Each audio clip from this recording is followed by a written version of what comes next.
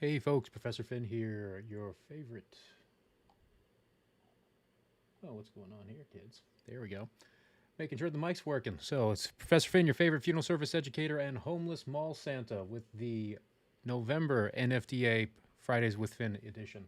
Looks like I am having some issues with encoding and I don't know what is causing that. So let's go ahead and drop open the studio and try to figure this out right quick. Of course, that was not happening when I was setting up the stream. So let's just make sure this thing's doing its job.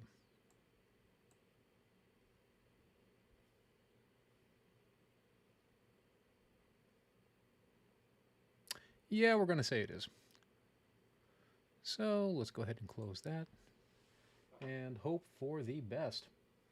So, during the last week, the National Funeral Directors Association met in New Orleans, Louisiana. It was a phenomenal conference.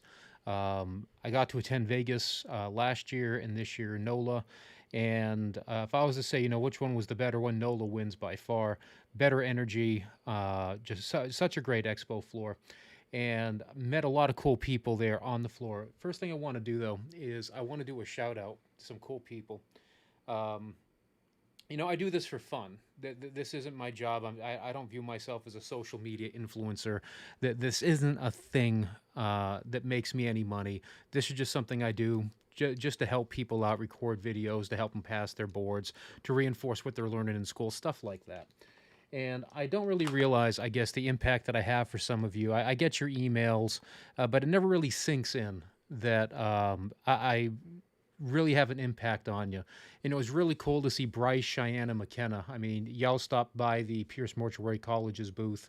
Um, you're like, oh my God, Professor Finn. And it really just kind of hit me right then and there that that I have an impact on you folks. So what I will say, if you do see me in public or something, and you don't know if you should come up and approach me or you're being shy, by all means do it.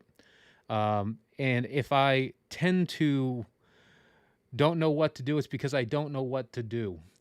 Because I am extraordinarily flattered that you folks view me the way that you do.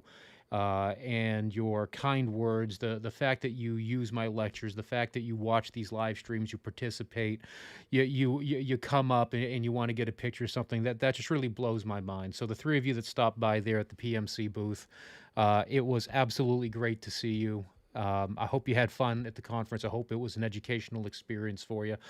I hope you see the value in coming to events like this as students or as recent graduates or new licensees, and why you need to be participating in these things and attending the workshops and listening to what people have to say. The National Funeral Directors Association is a wonderful, wonderful organization.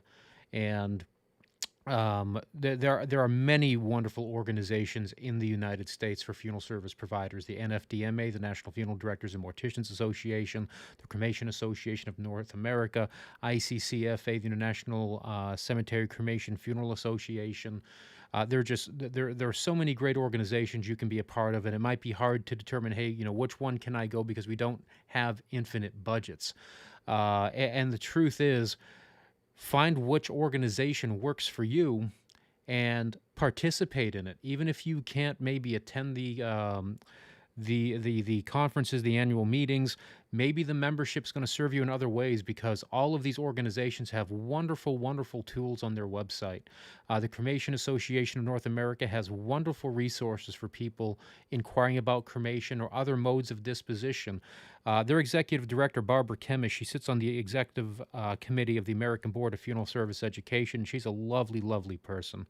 And it's wonderful to work with her and to collaborate with her. And one thing that her organization is kind of stuck doing, if that's the proper way to say it, is that they are the advocates for these alternative forms of disposition that are coming up, like alkaline hydrolysis, like natural organic reduction, et cetera, et cetera. And the reason for this is because of the quirk that we see in law, that many states try to get these new types of disposition recognized and legalized under their definitions of cremation. And as a result, the Cremation Association of North America is kind of spearheading and helping these new and exciting ways of disposition to get legalized and to provide support to consumers, to practitioners, and legislators and regulators to get these things done. So, one of the things that I wanted to bring up today is some of the really, really cool stuff that I saw at the National Funeral Directors Association meeting in New Orleans. Now, when I am walking about the floor, when I am doing things, I'm not sitting there with like a big old flag hanging off my back. Look at me, I'm a social media influencer. I'm just kind of walking around seeing what's out there. And sometimes I see the same vendors year after year. One of the vendors that's out there that's always at the NFDA is a architect company called Duncan Stewart Todd. I was lucky enough to have this firm design and provide the equipment for the prep room at my former teaching job in Miami. And they did an outstanding job with their equipment. Anything they do is just absolutely phenomenal. We're lucky now at Pierce Mortuary College that they actually design some of our prep rooms on our campuses.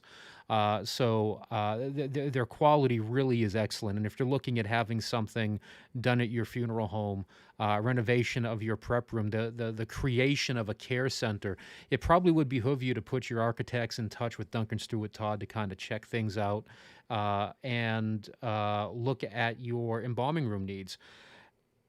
So despite me saying that, I don't want to provide endorsements of services and places that I don't use, saying, this is the place to go. This is the one Professor Finn says he's going to get 10% off anything you buy. One, I'm getting nothing from Duncan Stewart Todd, except, a pat on the back, a shake in the hand when I see them at the conferences.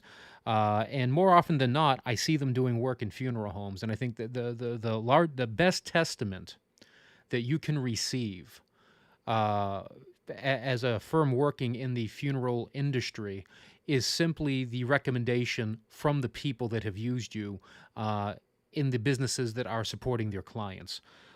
So again, Duncan Stewart Todd, great firm. Don't be surprised if you see a prep room that looks familiar because they're doing a whole hell of a lot of them. Some of these other firms I don't have direct experience with. These were firms, as I was walking the floor, I was like, hey, that's pretty cool. Tell me about your product.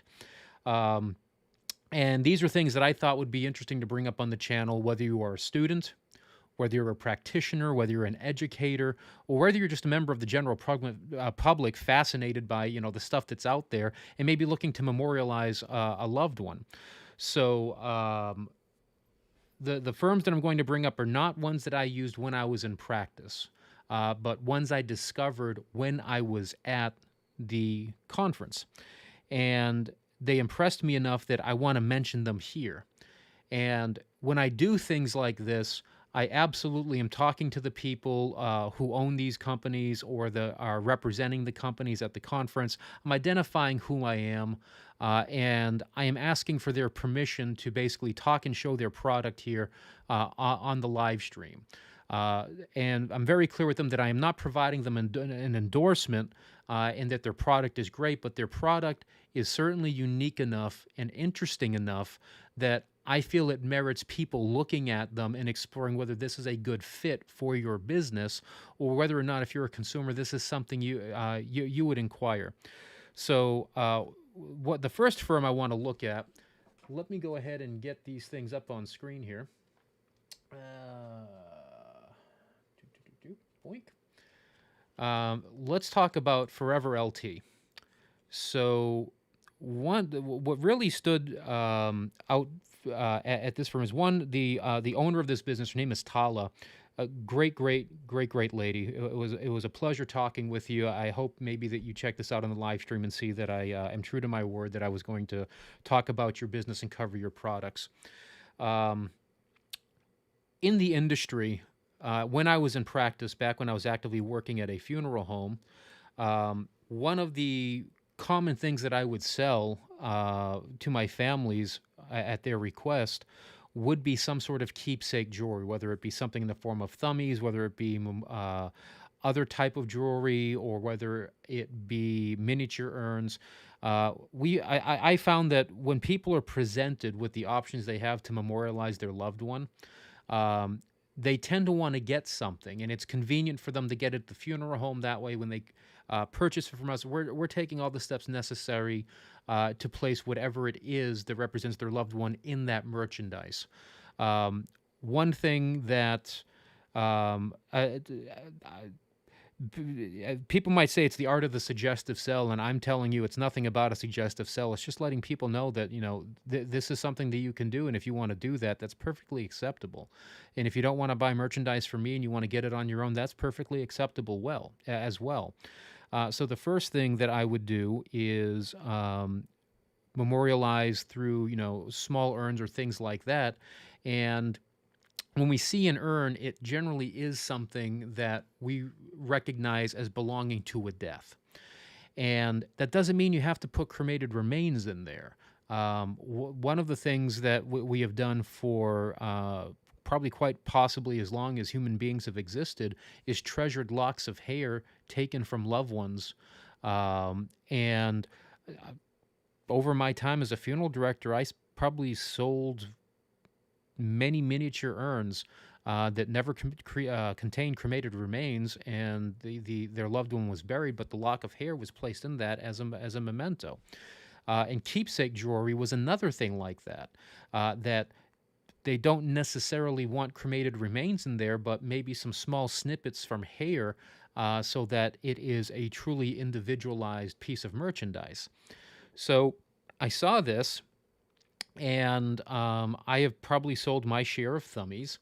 And if you're unfamiliar with thummy, it's exactly what you see here. It's kind of thummies are a product where they take a imprint of a fingerprint, and then they engrave this on a piece of merchandise. And I see this product that's being offered, and the first question I ask is, okay, so I have sold my share of thummies. Why is your product better? Like, what separates you from this other piece of merchandise that I know and I am comfortable with presenting? And the takeaway at this is they have an expanded level of merchandise. So if you go into their catalog, which I have not done on their website, you're going to see that they have quite the selection to choose from. And they are not limited to just thumbprints. Now, I am sure that Thummies has updated over time, but what I really, really liked about this organization and this company is that if you have an idea of what you might like, they will work with you to make that happen. All too often when we start working with suppliers in the funeral industry, we get the catalog, that's the merchandise we can order, and we are limited to that merchandise. And Tala and her company are gracious enough that if you have a concept of something you're looking for, that they will work with you to try to find something and engrave it for you, or ultimately what this is about is they're willing to work with you and find a product that absolutely fits your need. And I thought that to be extremely powerful, because we don't want to do cookie cutter funerals. We don't want to do the same thing for everyone. And if everyone's going to walk around with the same piece of jewelry, it's, at some point that kind of just looks like mass produced, mass made.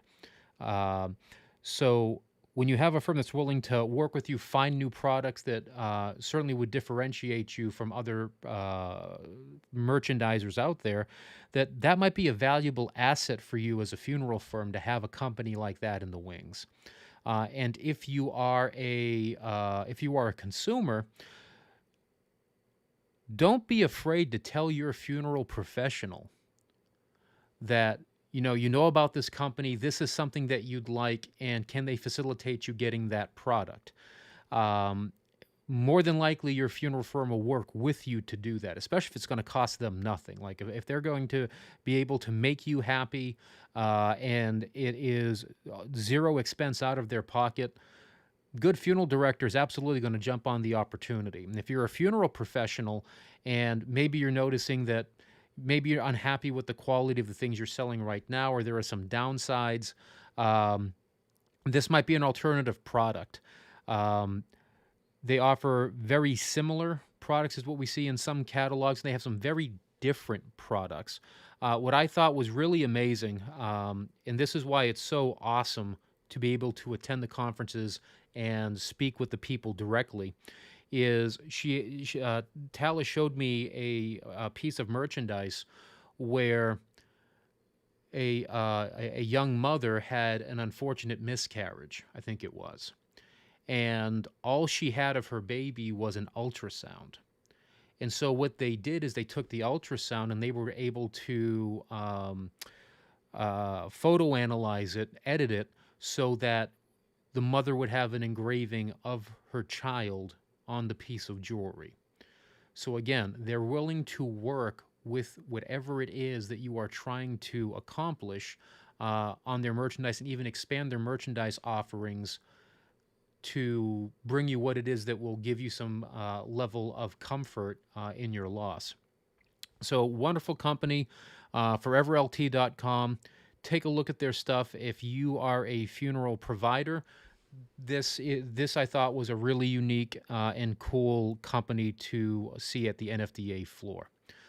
Now, on the next thing, I met Jason at Death Called.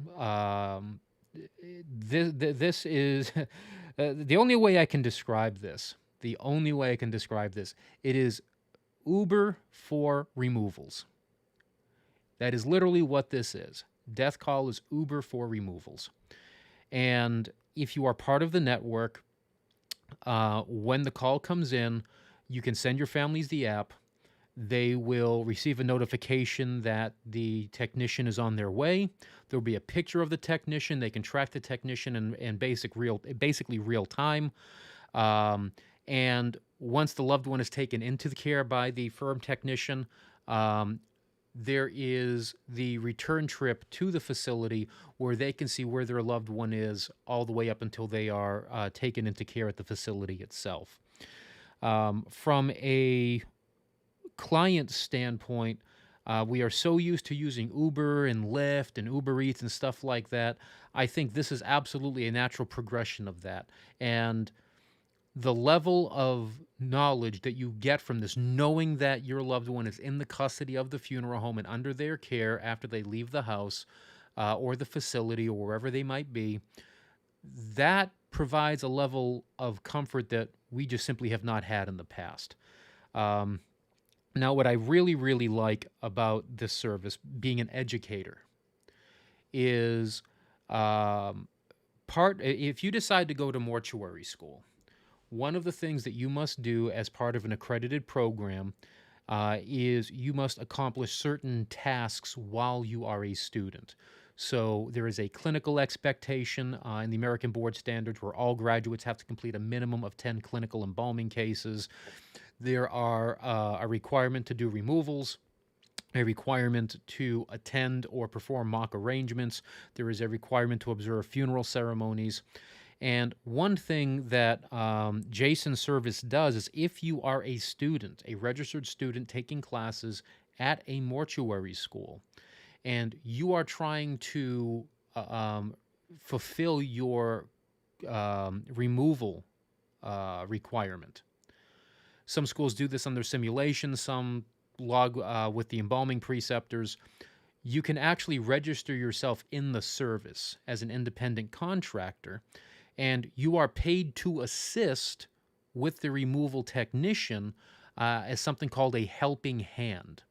So when a removal technician is dispatched, if they need extra help, they can send out a notice to the helping hands in that area, and a student can confirm that they're available to assist and get paid to work with the technician. Now, I have to be very clear. Jason runs a tight ship. Jason has a minimum dress code. Jason has expectations. And you as a student, if you are wanting to be part of this service, you have to meet that minimum expectation. So you will be dressed in the company uniform when you are doing this. It's not just you showing up, pair of Converse and a Pikachu T-shirt with a pair of shorts doing a removal. This is you showing up in a suit and tie. That is the minimum price of entry. So absolutely think this is a brilliant idea. Jason is looking to increase his network, and the more he increases his network, the more availability there is for you to assist in these things. So from a funeral owner's perspective, this service provides a level of comfort and peace of mind that currently many firms do not have internally. If you are a technician, you're able to get to a location and get help if you need it right within the service itself. And if you know something is coming up, then you're able to request that help immediately and then coordinate getting to the location. And if you're a client family, again, this gives you the knowledge of where your loved one is at any point in the process. So I thought this was a great product. I was really happy to see meet Jason, and I think his business it warrants some review from people out there in the industry and at schools. So if you are a program director, this might be something that you can recommend to members of your advisory committee and say, hey, this helps our students out. It helps you out. It's kind of a win-win for everyone. So please keep deathcall.net in mind. Another wonderful person that I met was Lisa Bovey at Grief Alliance. And she has essentially an aftercare service to help people manage their grief after the experience. And this is directed generally to funeral practitioners to include this in their services. I like the concept. I like what they do. And there are resources on here for the public, and there are resources here for you if you are a business about how to integrate her materials into your aftercare program. Here we are. It's almost 20 years since I got licensed, and we still don't really kind of know where aftercare falls. We know aftercare is important. We know aftercare is a wonderful value-added service to our businesses, and some of our practitioners recognize that aftercare is a necessary component of our business and death care. And this is just an excellent resource to have ready to go. They can brand things to your specific funeral home, so it's not like using a third-party product that is completely independent of your branding. There'll be name association with this. People actually have concerns when I talk about things like this, and we talk about branding and establishing a presence. And the truth is, and I've said this for years, funeral homes are a private business that does a public service. And funeral homes exist because they make money like any other business. If a business does not make money, it folds. It's that simple. Revenues have to beat expenses. I am an executive leader with a not-for-profit that runs mortuary schools. Not-for-profit does not mean we can't, quote-unquote, make money. We must have revenue over expenses in order to exist. A not-for-profit is exactly that. We're not there to make a profit. But if you can't meet expenses, services have to be scaled down. That's just the nature of the situation. So it is an important thing that when you're offering products, that people recognize that you as the business owner have the foresight to want to offer these services and products to your family. So branding is important for a business. And you as an owner should be regularly focused on establishing your brand identity. In mortuary school, for those of you who are either starting mortuary school and haven't progressed into maybe your marketing and merchandising classes, or thinking about coming to mortuary school, these are this is one of the topics that we teach you. This is one of the things that could appear on the National Board Exam Arts test, to test your knowledge of marketing and merchandising. So we are most certainly telling you in mortuary school that establishing a brand identity is important and brand recognition is important. We have our preferences of where we like to eat when it comes to fast food. And we don't even need to see the name of the business if we see the logo. Brand identity. When I was at the expo floor at NFDA, I forget who was directly behind us. I want to say it was my ASD, or it might have been a pre-need company, maybe an insurance company. I don't remember. But they all had the same sneaker. Their sneaker game was absolutely on point. Brand identity. When you are, one thing that I think that African American funeral homes do absolutely phenomenally, is they establish a very unique brand identity.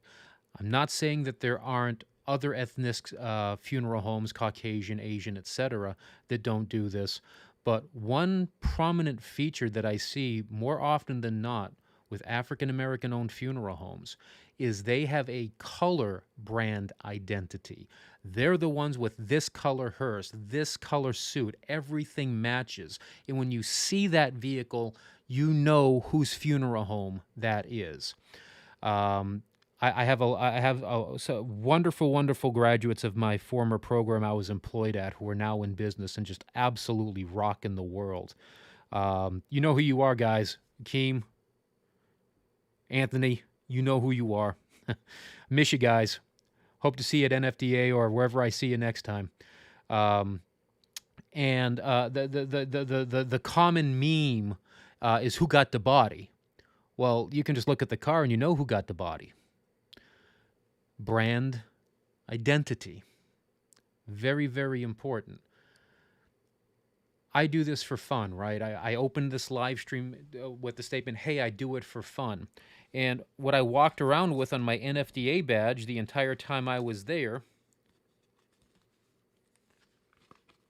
I'm going to pull this back up to full screen.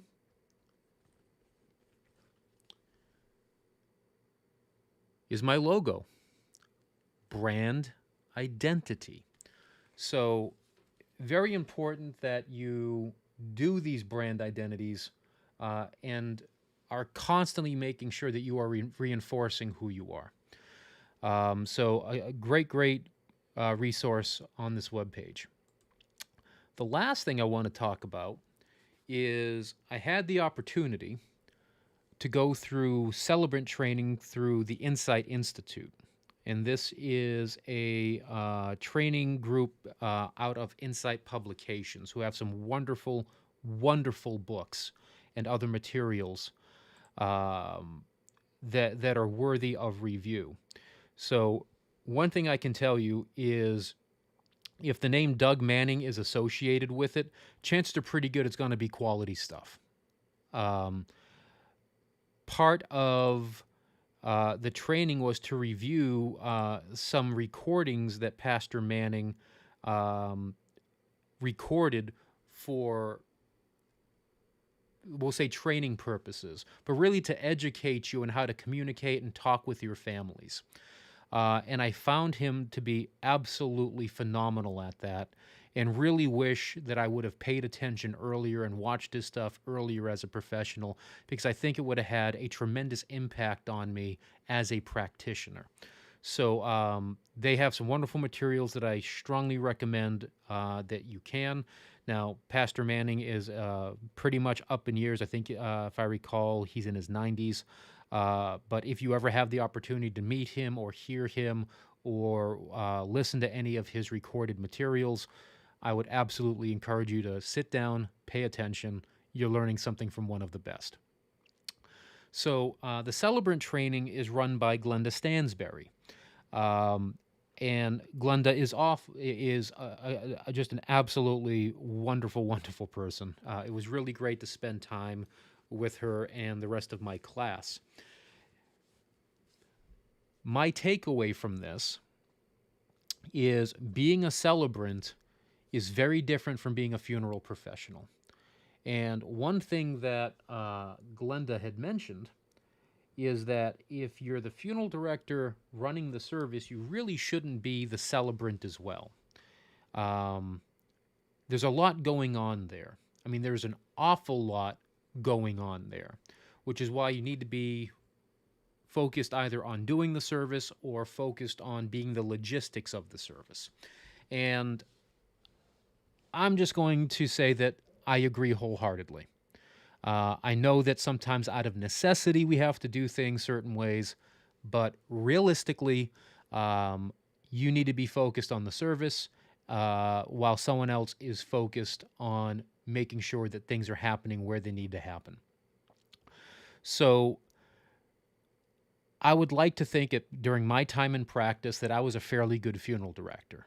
I have a scrapbook in my bookcases in back of me here that contain thank you letters and cards and things of that nature.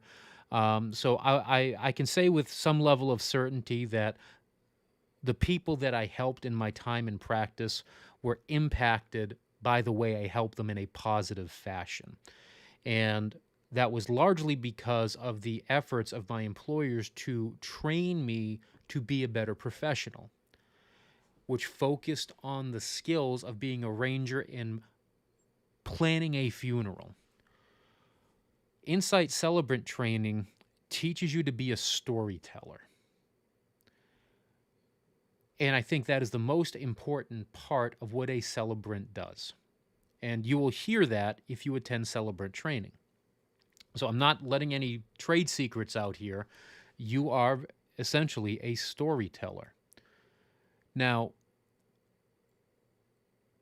like anything, like any skill, any task, you get better with practice.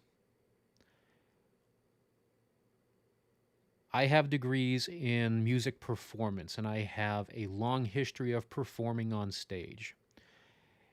Then I have my funeral service practice of being kind of the master of ceremonies. I'm an educated individual. I have a master's degree and a law degree. I graduated with high grades. So I have the benefit of a good education. And part of that education was me attaining a good vocabulary. Being involved in the arts, I gravitate towards stories and telling stories, and am very much aware of how to talk effectively to deliver a story. So I walked into this with some tremendous advantages that other individuals probably do not have. In every mortuary school that I can think of, not almost, in every mortuary school I can think of, there is always a communications course, an English composition and public speaking course, whether it's combined or whether it's separate. And we tend to just, kind of fly through those and run through those. That's just a general education requirement. The truth is, at the core of being a funeral director, you are a specialist in communication. At the core of being a celebrant, you evolve from being a communicator into a storyteller, which is completely a separate skill set. And what I found over the training is it was a wonderful, wonderful compliment to my skill set as a funeral director. It is a different way of thinking. Now, am I going to advocate that every person that wants to get licensed should become a celebrant? Absolutely. No ifs, ands, or buts. Absolutely. Because if you learn how to tell stories, you're getting better at asking questions, because you need those questions to be able to allow you to collect the facts upon which you are going to create the story. And if you're getting those facts, it's almost certain you're going to be able to put together a service just as a funeral director, even if you're not officiating, by making that a truly unique and wonderful experience.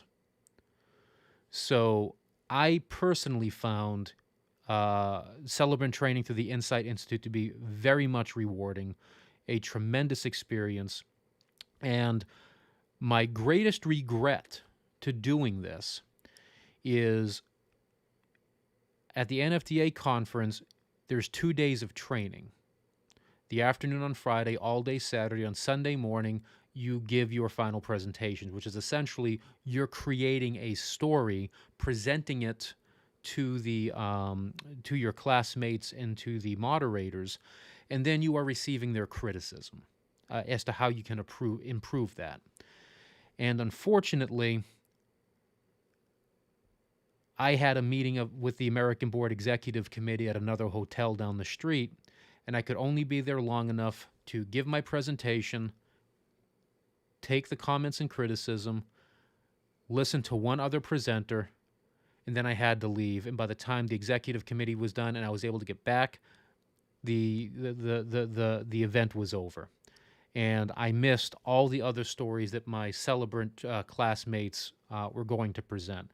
That is my only regret, that I could not hear what they came up with and how they presented it. Because once again, you get better with practice. And the more you hear, the more you write, the better you'll get at being a storyteller. So I strongly encourage you that if your means permit, if the training is offered in some place convenient to you, or you are wanting to attend a convention or an expo and the training is offered, this might be a good investment for you because, again, this is a service that is offered to a family. It is a compensated service, and this is a way for you to increase your prestige as a professional.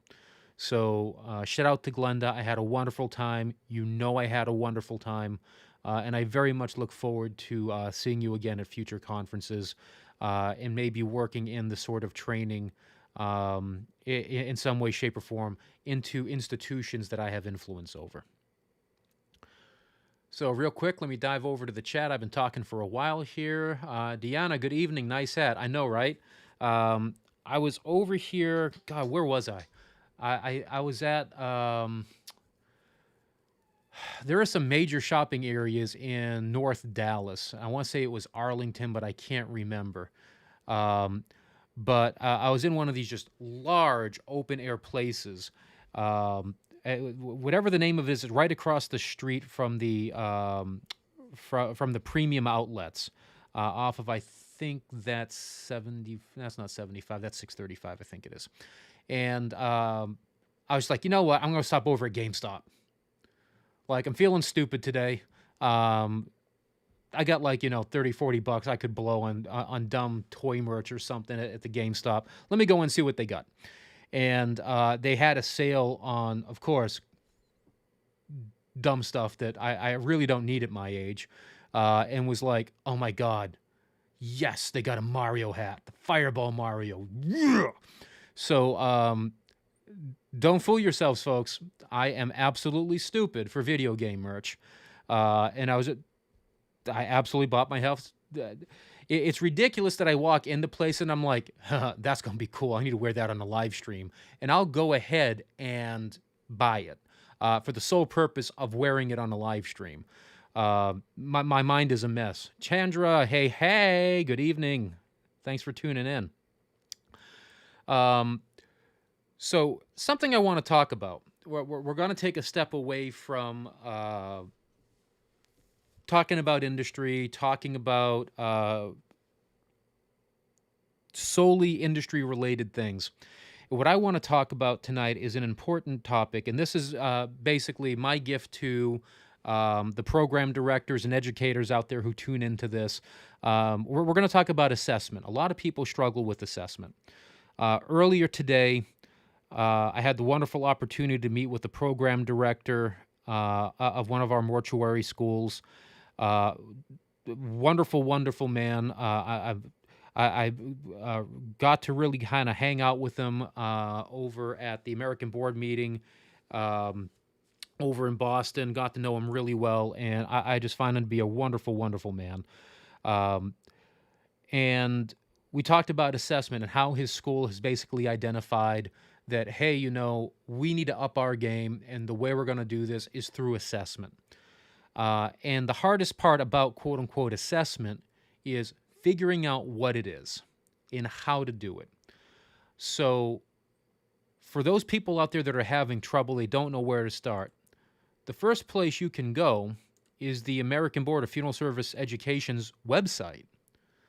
So, the American Board of Funeral Service Education is the organization that accredits mortuary schools. It makes your degrees at a mortuary school worth what they're worth. I am privileged enough to be the president of this organization. I'm in my final couple months of my 2-year tenure as president. And I am very much committed to this organization and the betterment of education in the United States. And if you go onto the For Educators page, there will be a section on assessment ideas. Assessment concerns from the 2020 meeting. There will be notes from presentations we've given in the past. PDF for making assessment work for you. So there are some materials that are here that you can use. And the worksheet you see here, the Assessment Plan Template 2020, this is one of those files on that webpage. So I'm not sharing something that is copyrighted. I am sharing something on the screen right now that is intended for general distribution to help you as a program director increase your program. Now, for those of you that are students or recent graduates or industry practitioners, you may wonder why you get all these questions and all these surveys and no one ever uses them. Well, we kind of do. We kind of do, and it's fairly important. So what we have here is a very, and I mean very rudimentary chart that can be used to create the foundation of an assessment plan. And we see that methods of assessment, course evaluations, employer surveys, graduate surveys, your NBE performance, supervisory evaluations, graduate employment rates, and maybe some other things. And we see it says frequency, benchmark, data collected, action taken based on what you collected. Okay. What does all this mean? Well, it just so happens, now this presentation I'm about to put on the screen, this was not something you're going to find on the website. However, you are going to find the notes from this presentation on the website from 2019 because I'm the one that delivered it. And this presentation was entitled, Knowing What You Don't Know, A Beginner's Guide to Assessing. Because the hardest part of establishing this assessment plan is determining just what it is and what the heck you're going to put on it. So let's talk a little bit about this. And the first important thing to understand is there is no magic bullet for assessment. I can tell you what I did in Miami. I can tell you what my campus presidents and my academic deans are doing at my schools. I'm telling you the things that I do to report to my board of directors. But that might not be what you need to do for your institution. So what you can get is solid advice to point you in the right direction as to what it is you should be doing to make your institution better. And you as a student, or as a graduate, or as an employer, or as a licensed practitioner, or an advisory committee member, when you give good feedback, that allows the school to identify exactly what actions they need to take to make that program fulfill your needs. So the best way to prove that you are in a constant state of assessment is to have evidence of it. So all our programs in the United States report to the American Board certain basic facts on an annual report. Demographics of our students, changes that occurred over the year, addition of faculty, loss of faculty, changes in curriculum, etc., etc., etc.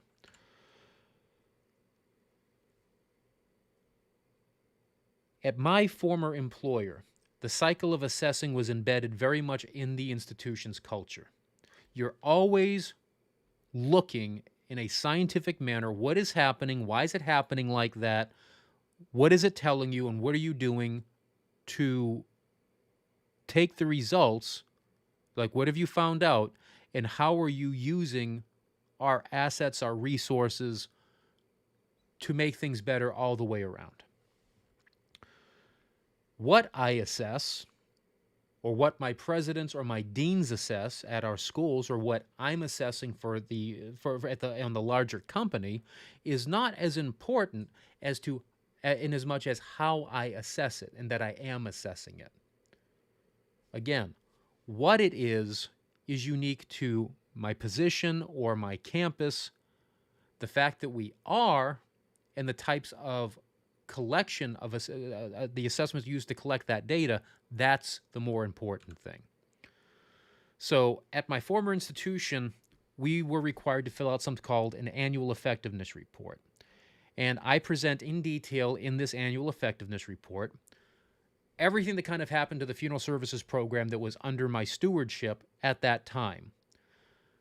My program was part of a larger department called the Department of Biology, Health and Wellness, and Funeral Service Education. The chair of that department wrote an effectiveness report over the entire department. That chair was subordinate to the Dean of Science. And the Dean of Science looked at all of the programs under the umbrella of science, whether it be physical sciences like the physics or chemistry, or the biological sciences like biology, funeral service, and anatomy. And they compiled a summary report on all of those initiatives so that everyone was looking from the detailed line level program directors all the way to the highest executives, that we were able to get snapshots at all levels to say, hey, what is it we need to be doing? Each one of us analyzes our areas of responsibilities, reports on changes, the results of the assessments, and just about anything else. So how does one determine what goes into this annual effectiveness report? Well, our American board standards give us some hints. Law changes, financial awards, faculty achievement, student concerns. When in doubt, put it in. Can't hurt. When in doubt, talk about it anyways. And when in doubt, there's no reason not to add it. Johnny, how you doing, man? Greetings from the Bay Area. Woot! Which Bay Area? Remember, I'm from Tampa Bay, so there's the Bay Area, the San Francisco Bay. I got folks up there in the state of Massachusetts. We got Nantucket Bay. Which one you at, man? I can't remember. Remember, I'm old, folks. The gray is getting worse. So the AER consists of two major portions. Basically, a narrative, which explains all the things we just talked about, just about everything that happened, and then the actual guts of what you assessed and what that data is telling you. And your narrative should be written from the perspective of someone that is utterly clueless to your organization. So if you have acronyms, ABFSE, ICFSAB, NFDA, NFDMA, CANA, ICCFFA, OGR, OMG, WTF, explain what they are. Explain what they are, parentheses, the acronym, close the acronym, and away you go. And of course, I'm wearing a Mario hat and I'm 49 years old, so you know I'm going to put troll crap in every one of my presentations. So ABFSE, ICFSEB, and then my favorite was the Engagement Initiative for Emergency Integrative Opportunities, or the EIEIO. Like I said, folks, my mind is a world of crap. The goal of your narrative is not to impress people with your encyclopedic knowledge and magnificent grasp of the English language. You're going to write it in 8th grade level in simple words, and so anyone can understand it. San Fran. There we go, man. West Coast. What's the weather like over there? It's a bit rainy and crappy here in North Dallas, but it's starting to get a little bit chilly. San Fran's beautiful. It's been forever since I've been to San Fran. I think I was last in California I was visiting Cypress College. The American Board had their meeting out there, and I can't remember what that was, 2016, 2017 maybe. Um, yeah, that was the last time I was on the West Coast. Part of your annual effectiveness report is going to be determining what your goals are for the upcoming year. So every year we get to December 25th, we have Christmas, we start dreading December 31st. We buy, enough alcohol to pickle several families, and we make resolutions, goals for the upcoming year. And I'm pretty good with my goals because within 45 seconds after it ticks over to the next year, I've already broken them. So, I'm very realistic about what I'm trying to achieve. But you need to determine goals. What is it that you think you need to do in the upcoming year? Why do you think you need to do that? If you haven't done something before, obviously, it's going to be hard to kind of determine what it is you want to do. But the beautiful thing is, if you don't know what to do, something is better than nothing. So pick something you want to work on and run with it. And you're going to learn something just off of that. So I am presenting this to the American Board, and I was presenting this under an older version of the standards. So under the new standards, the numbers might not match up, but the title certainly will.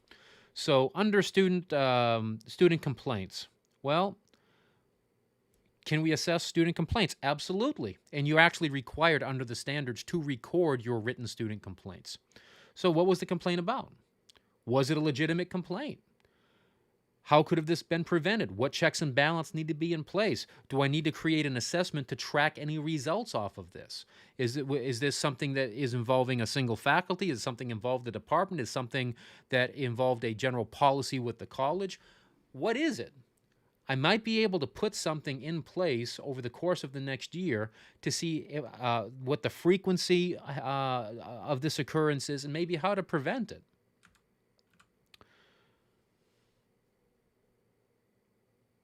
In Standard 11.2.1, results of annual surveys of graduates and employers to include satisfaction with instructional quality, preparation for employment, and expectations of employment. And I make the joke, yeah, I know you only probably get 3 to 5 employer surveys back. I'm telling you that in a program where I had something like over 150 students and graduate 40 people a year, there have been some years that I get my graduate surveys back, maybe I got 6. And if I send out an employer survey to 200 employers, I'm lucky if I get 1. So the first thing is, if you have concerns about the program, the mortuary school that's in your area, the mortuary school that generally supplies the professionals to your area, and you have an issue of what they know, what they don't know, or whatever, when they send you a survey and they say, hey, can you tell us about your experience with our graduate, and you choose not to send it back, that doesn't help us at all. And it's going to perpetuate whatever issue that you have if you're not going to communicate it to us. And a good way to do that is through surveys. And if you're a graduate, you've already graduated. Talk all the crap you want at this point. What are they going to do? Pull your degree? Ain't going to happen. You want to retire early? Prove that your school retaliated because you sent in a bad survey and they held your transcript. That is going to be a huge problem. Now, I jest, you're not going to retire early because generally the actions under law for those type of offenses are administrative, and they are imposed by the regulatory agency that's about to spank your school pretty dang hard, and you're not going to see a penny of it. But the Department of Education certainly thanks you for your complaint and your school's contribution to their war chest. And if your employers don't tell you anything, what are your graduates telling you? And if your graduates aren't telling you something, that's pretty weird, man. Like, I can look back through the years and go through Facebook, and a lot of my grads after graduation became my friends. They became peer licensees. They are at my level at that point. Like, we can talk shop because you're now part of the shop. And some of my grads came back and taught for me, and then they become my peers in education. I cannot imagine that you as a funeral service professional are not forming some level of communication with your students in some way, shape, or form. I run a crappy little YouTube channel, and hey man, I've got already at least 3 of you hanging out and chatting on a Friday evening, and I greatly appreciate that. I had the 3 of you that stopped by the PMC booth at NFDA to say hi and thank you for all I did, helping you succeed in mortuary school. How is it that you don't have feedback coming from your graduates? Like, they should respect you enough to want to give you that information, even stuff you don't want to hear, which is the more important stuff, is the stuff you don't want to hear. So once you get that information, you're going to get 2 or 3 actionable items, especially if they're telling you negative things. So set a goal, determine your timeline, what has to happen by what points, and talk about why you're doing that in your area. Just explain why, how you got it, and why you're doing it. And if you meet the goal in year 1, do you need to continue it? And I am telling you, as a veteran of assessment, you probably should do it for a second year. You should probably do it for a second year, and don't be afraid to up the threshold.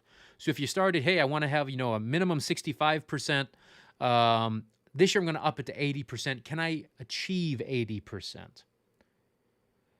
And if I can achieve 80%, maybe you do it for 3 years, trying to figure out why it is you can't break through that 80% ceiling. If you realize something more important came up, you actually learned something completely different based off of what you're doing, here's a hint.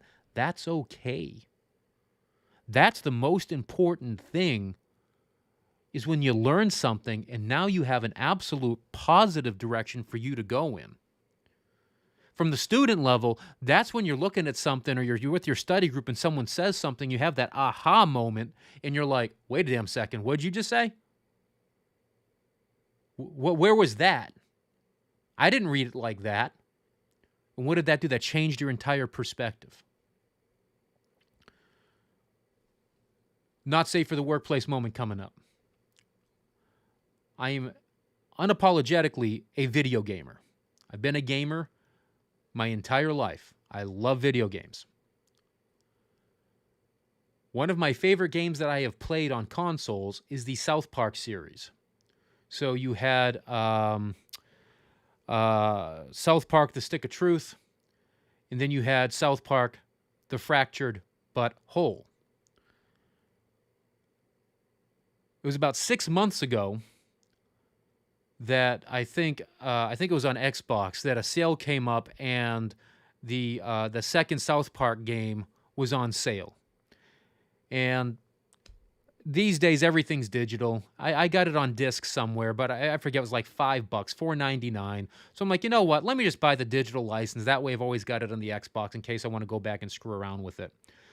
So I'm sitting there and I push the button. I'm purchasing it, and I'm looking at the title and I'm like, I was this many days old when I realized this means the fractured butthole, not the fractured butt hole, like the title implies.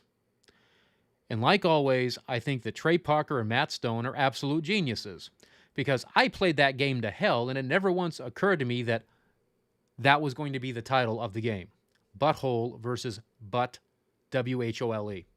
So again, brilliant. And I'm an idiot.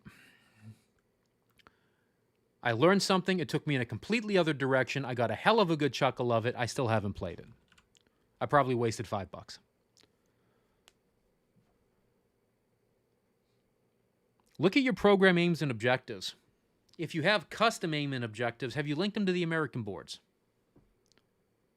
Many of us don't create custom aims and objectives. We just use the same ones of the American board because it makes assessment easier.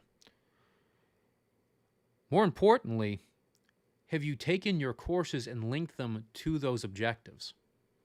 Look at your courses. What are those descriptions? Do those descriptions support that objective that you're linking it to?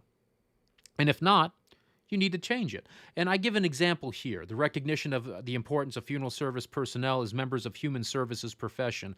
And I indicate that in my FSE 1000, 2201, 2202, 2060, and 2061 class, that supports that aim. So what are those classes? introduction or history to funeral service operations, funeral service management, funeral directing, and thanatology. Do those classes recognize the importance of the funeral service personnel as members of a human services profession? Absolutely. In FSC 1000, we learned the history of how we became our industry. In 2201, we learn how our business affects the importance of our profession. Quickest way, folks, to lose your business is let other people do it. So when you say, hey, funeral directors don't need to embalm, funeral directors don't need to sell food, funeral directors shouldn't have catering. Country club's doing it. There's a couple states out there that you cannot do food or wine in your funeral home, even through a caterer. I am telling you, grab every person you can on your state legislature and get that changed. They are doing you a disservice because the golf clubs and everyone else are going to be taking all that money, and you're going to continue to lose revenue because they're having exceptional experiences over there. Now, I say, well, Professor Finn, we can partner with them. You just built a $20 million cemetery and funeral home facility, and you can't serve food and wine there. That's a shame. That's an absolute shame. Because all the architects that I'm looking at when they're designing funeral homes for the current age, they're not funeral homes anymore. They're community centers. Period. They're community centers.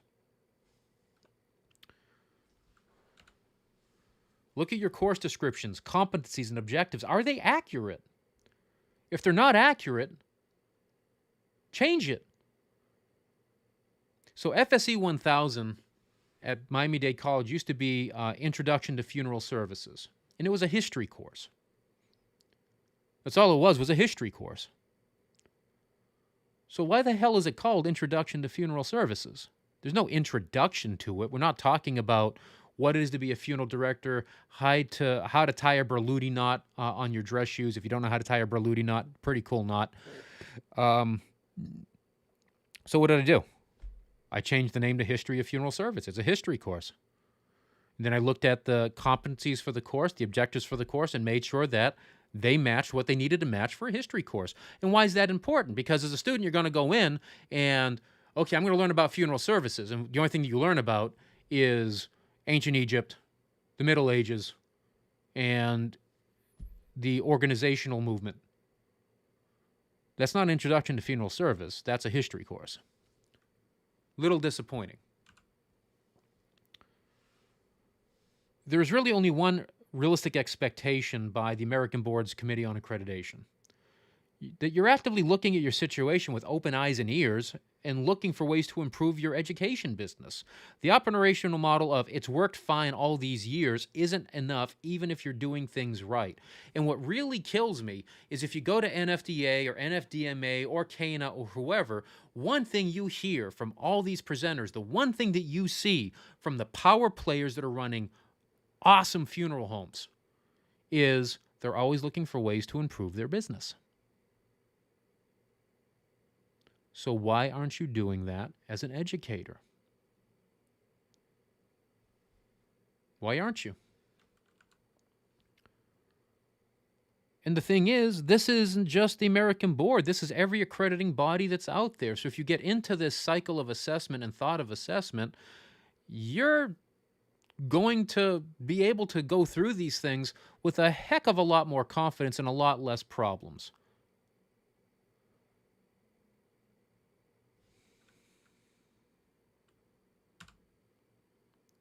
So I then go in and I talk about some of the different standards. And the important thing here, we're not going to read through these because it's absolutely going to bore everyone to death for the most part if you're not into this stuff, is this is not a solo journey. Those of you that have been here a while, watch the videos, come to the live streams, you hear me say, you listen to the lectures, you hear me say all the time, get with your study group. Every chance I get, I talk about my study buddy, Tom from mortuary school. And if you're the praying type, pray for Tom and his dad. His dad's having some health issues, and I was sorry to learn of that on social media. I've never met his dad, but If sons are reflections of their fathers, then this guy's a true gentleman. Let me tell you what. It is dumb for you to try to do it yourself. In my career, I've tried to do everything myself. I like to study myself. I don't like having study partners. I detest group projects, and discussions can burn in hell. Hate discussions.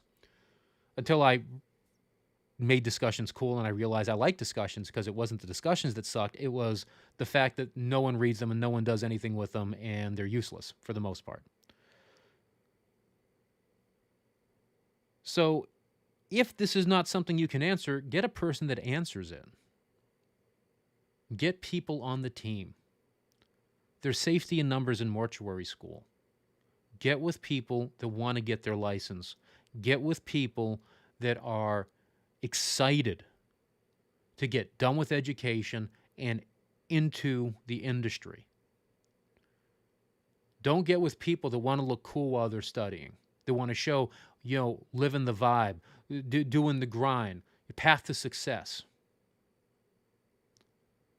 I'm a different generation. I'm the first one to admit that. I don't get the need to post everything that I do.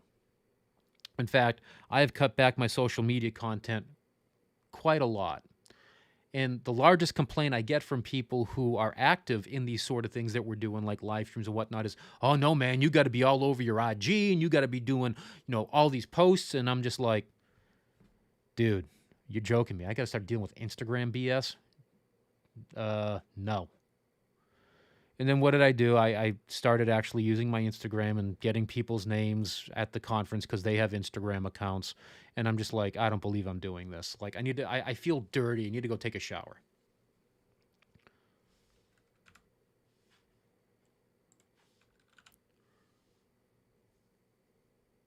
The program must provide evidence that clinical experiences assigned to each student are educational in nature. First, you might be, what the hell does that mean? Well, it's one thing for you to go into the embalming room and the embalmer goes, stand over there, watch what I'm doing. Did you see all that? Good. You're going to need to do that when you're licensed.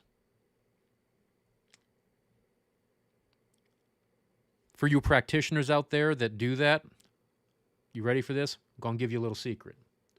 I'm going to give you a little secret.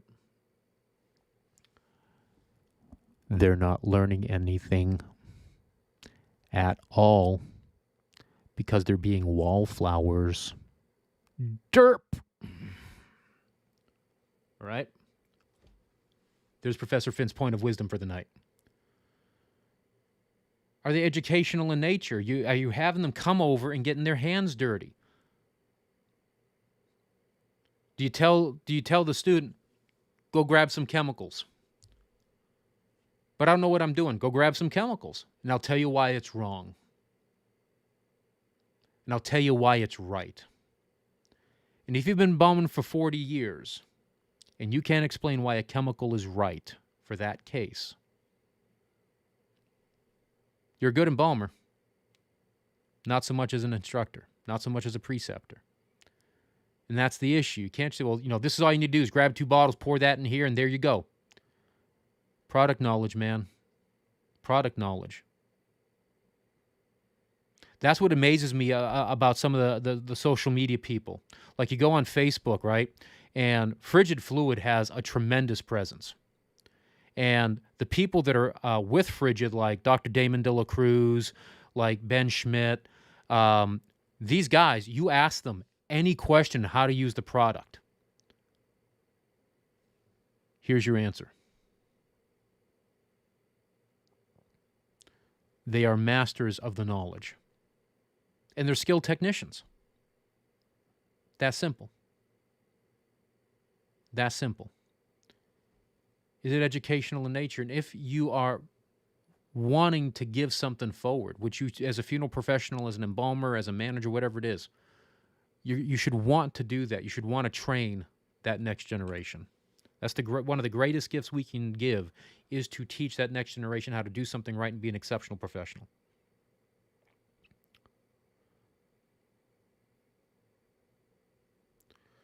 The program must assess the achievement of its aims and objectives. How do you do that? By determining what your needs are, asking the questions, putting the stuff in place. Again, it's not saying we're going to tell you that it's right or wrong. We're just going to say that you need to be assessing it. If you think you need to up your scores in your Management 2 class, specifically on HR policies, well, then what are you doing to actually make that happen? And what were the results of that? How did you use those results?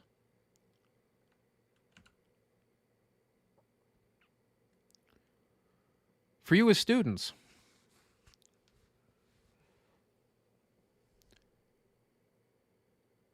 when was the last time you sat down with your advisor to plan out your curriculum to graduation? A lot of schools come in and, here's the way you go. And that's the wonderful thing about single-purpose mortuary schools. Not just my schools, all schools. Whether you're going to Warsham, whether you're going to American Academy McAllister, or PIMS, or Commonwealth, or John A. Gupton. A lot of people are surprised when I talk positively about other educational facilities. Shouldn't be surprised. I know all the people that run them. They're good people, and they do good work. Like, period. They do good work. You want to know, as a student, what do I have to take next? I've seen students repeat classes just to repeat classes because, they put it on my thing, and I took the class, and I actually got an A last semester. Huh? Let me get this right. You attended a class for 10 weeks, 16 weeks. It was the same class you took last time, and you didn't bother to question why the heck you were in that class twice. One, folks, I'm telling you that happens. Like, that literally happens sometimes. And two, I really don't know who to blame for in a situation like that. Like, I want to blame the school. Like, the school definitely has some ownership of that. I'm not saying that they are absolutely off the hook. Like, someone's getting a spanking. But when I pay money for something, I generally want to make sure I'm getting what I want, which is surprising because I'll tell you folks that when I get something on a drive-through window, I never check what's in the bag at all. I don't care what I get. Basically, when I pull up to a drive-through window, I am accepting that when I give them my card, what I am getting in return is a mystery box. And away we go. The only time I have to pitch a fit, is when I go to Starbucks. And you might say, you're one of those people. Shocker, I have a heart condition. You know what I don't get to consume in any way, shape, or form?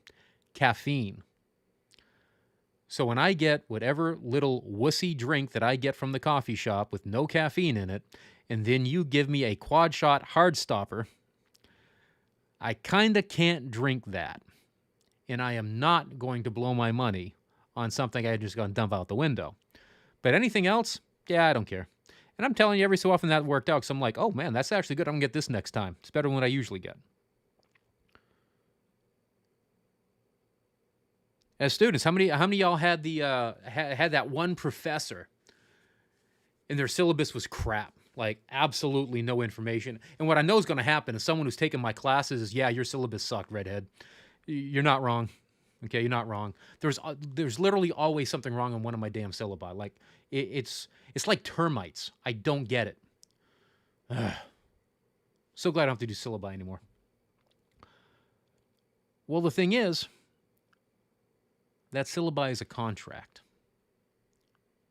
right?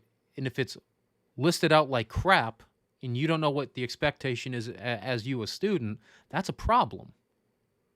And it's not fair to you when the professor is just kind of going, oh, magic 8-ball, your grade is. Can't do that. Can't do that.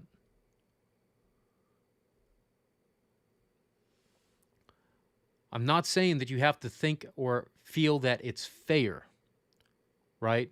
I don't think it's right that I have to get an 85 to pass this class. Well, you can think that all you want, but the important thing is it's an 85. By looking at that document, you know that if you want to walk away with what you need, that's the score you got to have. Class or two, I'd like those minutes of my life back. Preach that, sister. Let me tell you what.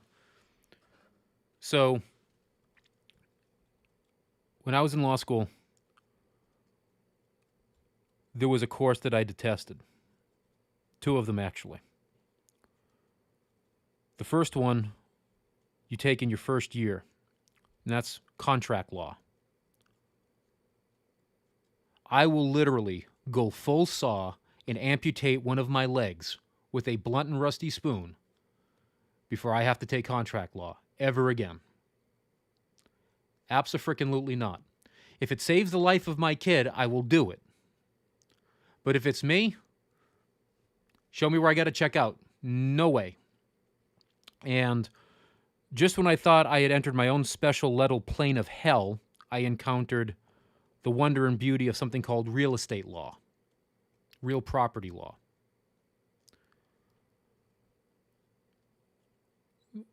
I did not know that the suck factor could be increased that much on anything. You might say, oh, Professor Finn, you struggled through it. No, I did actually rather well. The problem was I find literally nothing interesting in those areas whatsoever. There is nothing that remotely interests or fascinates me. And when you have 600 pages of book that you have to go through and memorize rules for, I'm going to give you a hint. There's a reason why your attorneys charge you $500 an hour. And it's probably because of the crap classes they had to take in law school that they did not want to have to deal with. And I'm thinking that I'm actually okay with people charging like that.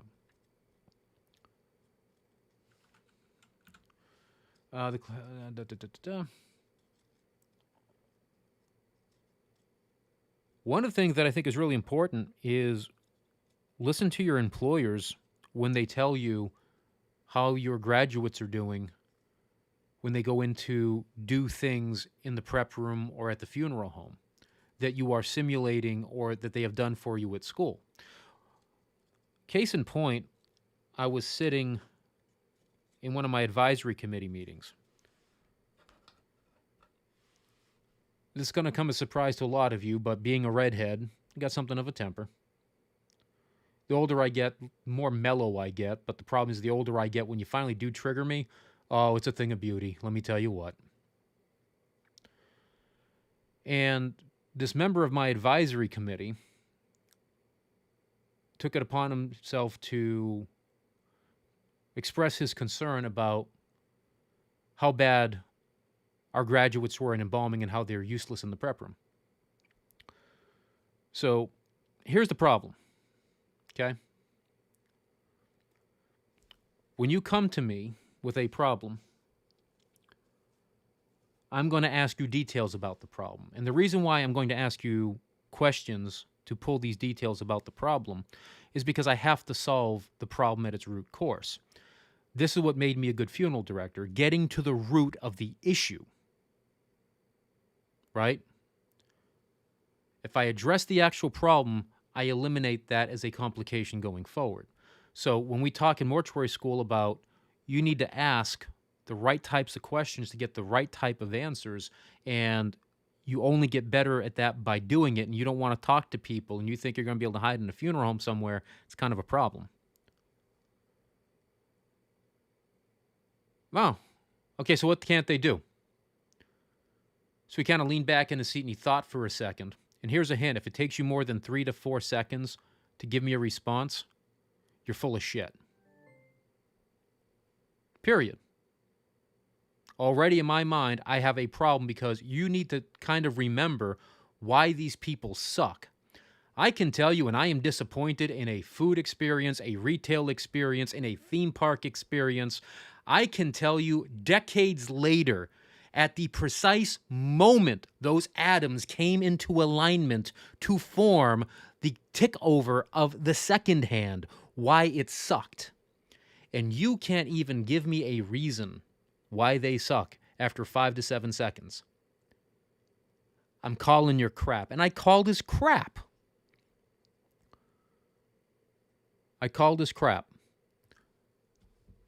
Well, they can't mix chemicals. Okay, what chemicals are you using? Who was the student? Again, if this is a person that is making your life miserable in your prep room, threatening your business with a liability because they don't know what to put in the tank, you should be able to remember probably the first 345 characters of their friggin' genome. Don't tell me you have to think about what their name was. Like, just don't. And if you're going to be an asshat, you're going to be off my committee really quick. Because I ain't got time for that. Okay? So, your people can't embalm. Okay. Who's having trouble? Remember John Smith? Graduated 2 years ago. He was my intern at my funeral home. When I asked him to go ahead and start raising radials, he had a lot of difficulty with that. Okay. Sorry to hear that. We'll work on it. Legit. Knows who it was, know kind of when it happened, when it went down, and was able to tell me exactly what the issue was. Now, in the real world, someone says they're having trouble raising radials. Here's a hint. I'm not spending a lot of time worrying about that.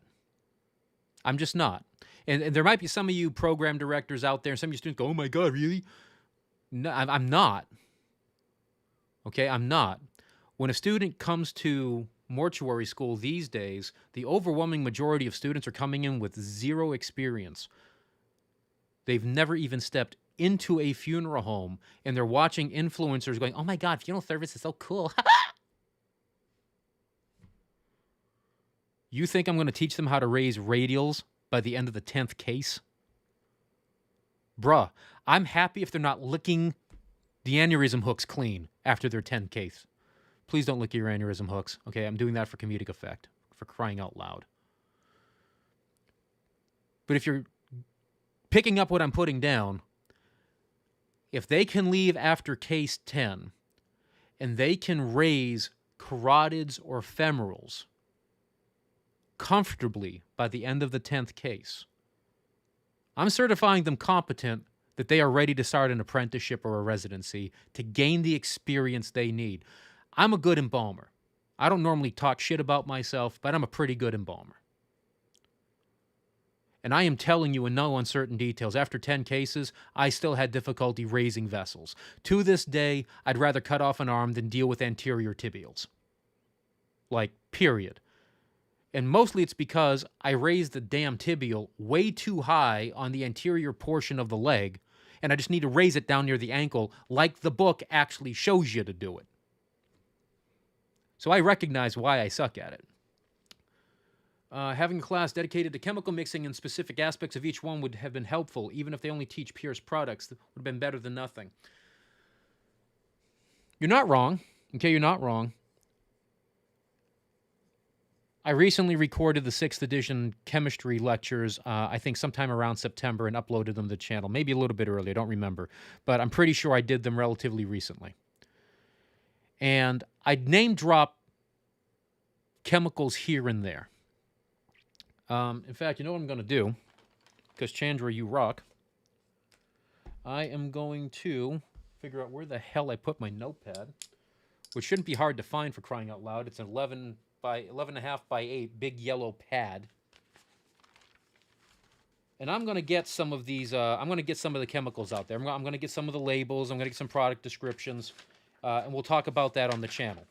And when I get the takedown notice, because I'm talking about people's product and sharing copyright materials, that will tell you what chemical not to buy going forward. So the first thing, and I say this a lot on my lectures for sure, don't be afraid to ask your chemical companies. Like, just don't. Whether you're a student or whether you're a professional. The second thing is just ask for a catalog of the chemicals, and the descriptions will tell you how to use them.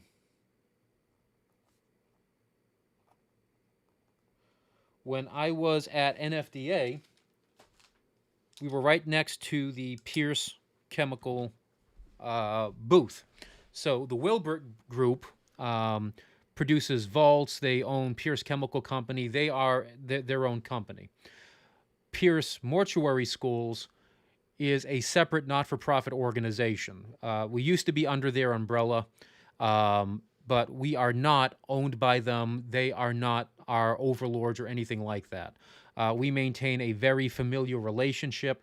I can tell you that the CEO of Wilbert is literally in the top 5 of the nicest guys I have ever met. And I'm not just saying that because, like, he hired me. I'm saying that because he is literally one of the nicest guys I have ever met. And he's an absolute treasure.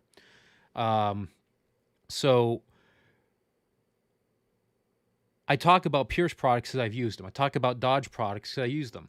And there are these schools of thought, right, that Dodge is better than Pierce, Pierce is better than Dodge, Champion is better than everyone, Frigid is better than this. Hey, whatever. What I have found is there are chemicals in each one of the catalogs that I prefer for certain reasons, for certain types of cases. They all have good chemicals for certain things, okay?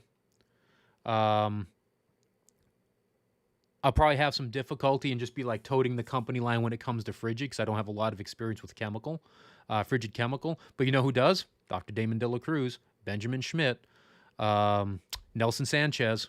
I know Nelson does a lot more of the equipment setup and stuff like that, but Nelson can put you in touch with somebody. And again, it is so great to work in my field because, you know, when I say, hey, you know, you should reach out to Damon or someone like that, I know Damon's cool. Like, got to see him right across my booth. Frigid was right across from Pierce and PMC at the NFDA thing, and seeing all the people walking up, seeing people like getting selfies with him. You know, I am so happy for that guy because he does so much good on social media to enable you folks to learn. To see that he gets that recognition from people, that's awesome. And I'm so happy for him because he puts in a lot of effort for that. And it is exhausting. And, you know, he's at least better than me in the respect that he is very generous about receiving that. I have a really hard time taking that type of compliments because basic Catholic upbringing, you know, pride is a sin. Humility is a good thing. And I don't think that I'm doing something exceptional. Again, this is why I have to work on being able to be gracious about accepting that when y'all, you know, throw some fan love at me for doing what I do. So, you know, back to the thing here. I wish we could talk more about the chemicals. And I am telling you, in our curriculum at Pierce Mortuary College, even though Pierce is in our name, our instructors can talk about whatever chemicals they want. And if there is anyone on my staff that says otherwise, I have a problem with that because that is doing the student a disservice because they may not use Pierce product in the market they're in. And they may love Pierce products, but the person they work for doesn't. They may be using Eccles. One of the smartest embalmers that I know is Jeff over at the Eccles Chemical Company. Jeff is great. I love seeing Jeff at the American board meetings and when I bump into him at different functions. Jeff is smart. There are so many great people on social media you can ask questions about chemicals to. One guy that, you know, this is extraordinarily self-serving. He's on the faculty teaching part-time at 2 of my schools, and that's a guy by the name of John Hill. John is one of the... No, I'm just going to say it. John is probably the most dedicated embalmer that I know of this current generation. I don't want to say the most dedicated one I've ever met because I've met some incredible people that are dedicated to the arts of embalming. I mean, I was sitting there, you know, funny story here. It made me feel like a complete jackass, okay, is... I'm standing at the booth talking to someone, and next to me there are 2 individuals talking to one of my coworkers. I can't remember who it was. So I better let everyone know right ahead of time. My memory is crap these days. Like, honest to God. It is really difficult for me to... I remember the dumbest things, and I'll forget like a bunch of other stuff, and I have no concept of time. Like week ago, 6 months ago, it's basically all the same to me. It's absolutely crazy how I perceive time right now. And I'm talking, and someone taps me and hands me a card, and I thank them, and I'm back to talking, and I look down. And let me tell you, there are these moments in your life when you feel like a gold-plated asshole. And I absolutely felt like that. It was almost embarrassing because it was someone very near and dear to me, and that is Sharon G. Mascarello, who is the author of the 6th edition embalming book. And I have not seen her since 2019 in Miami. It is the only time I think I have met her in person was in 2019. And when I kind of shot over a glance real quick, I wasn't really looking. And it wasn't until I looked at her card that I saw who it was. And it was so rude. I admit it was so rude that I wrapped up my conversation so quick so I could talk to Sharon, because I hadn't seen her in like 5 freaking years, man. And again, I love funeral service. I love funeral service education. Some of the most genuine, awesome, kind people are in this profession.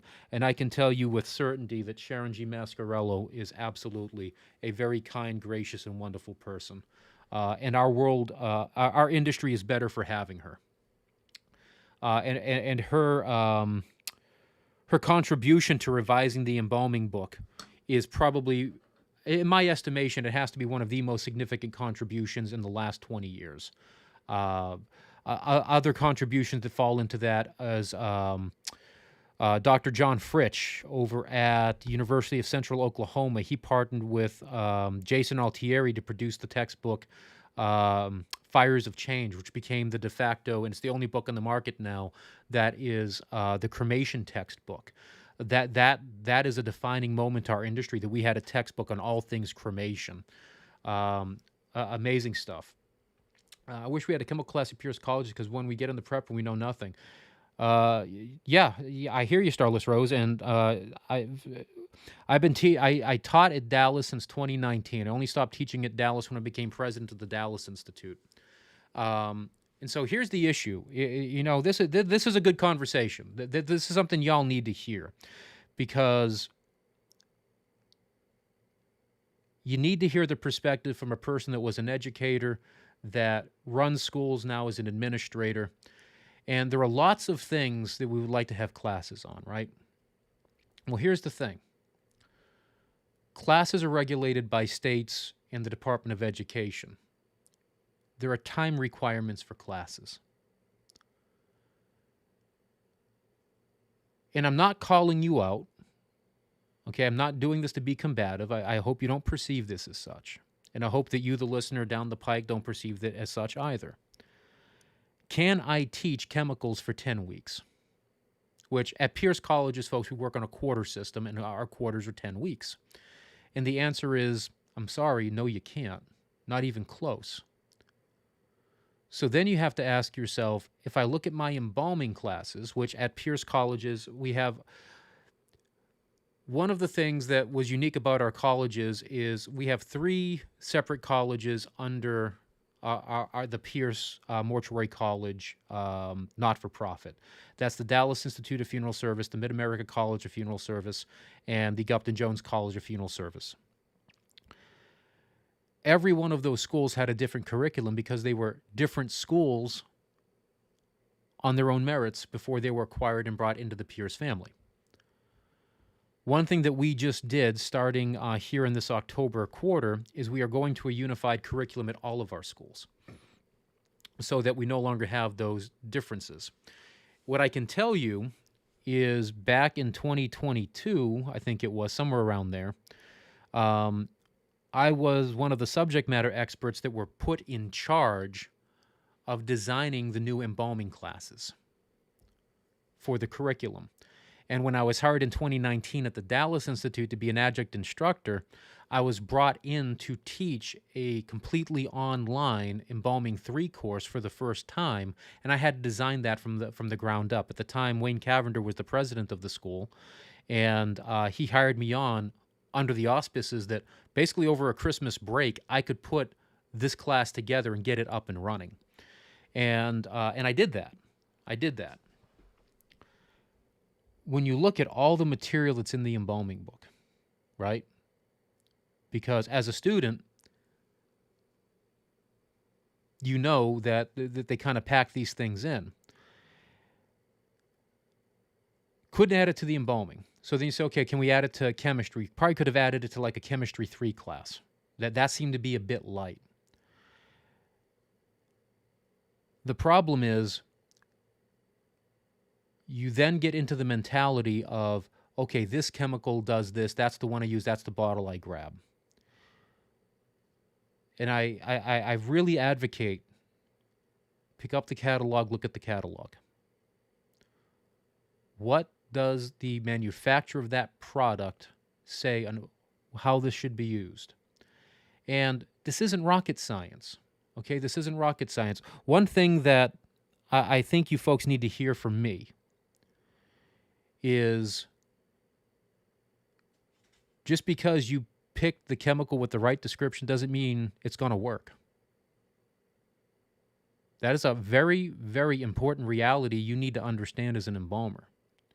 Just because you did everything right doesn't mean it's going to work. I think I've been shooting out like Damon De La Cruz's name like an awful lot this evening. So, maybe he can throw me like 5% of the monetization of his merch he gets from all these recommendations or something. Damon has a lot of videos on how the components work in the body, like how the chemistry affects, or how chemicals affect the chemistry at that micro level. And the reason is simple. He's a chemist. His doctorate's in chemistry. So, yeah, of course he's going to have that knowledge. And sometimes, man, it's just broken. Sometimes the body's just too far gone to get what you need, or there's something in there that's just not going to work. So the important thing that you need to take away from your embalming courses and from your chemistry courses is, one, that 2% number, really important, that's where you start. And if things start looking bad or you have concerns, that number's got to go higher than 2%. Like that's number one. The way I tell you folks this is, don't be afraid to use product. Product is cheap. Absolutely, product is cheap. I know there's some owners out there that you think you use that extra bottle and that's absolutely going to let the Chinese take over our nation. No. Okay? No. Sorry. Don't buy it. Not for a second.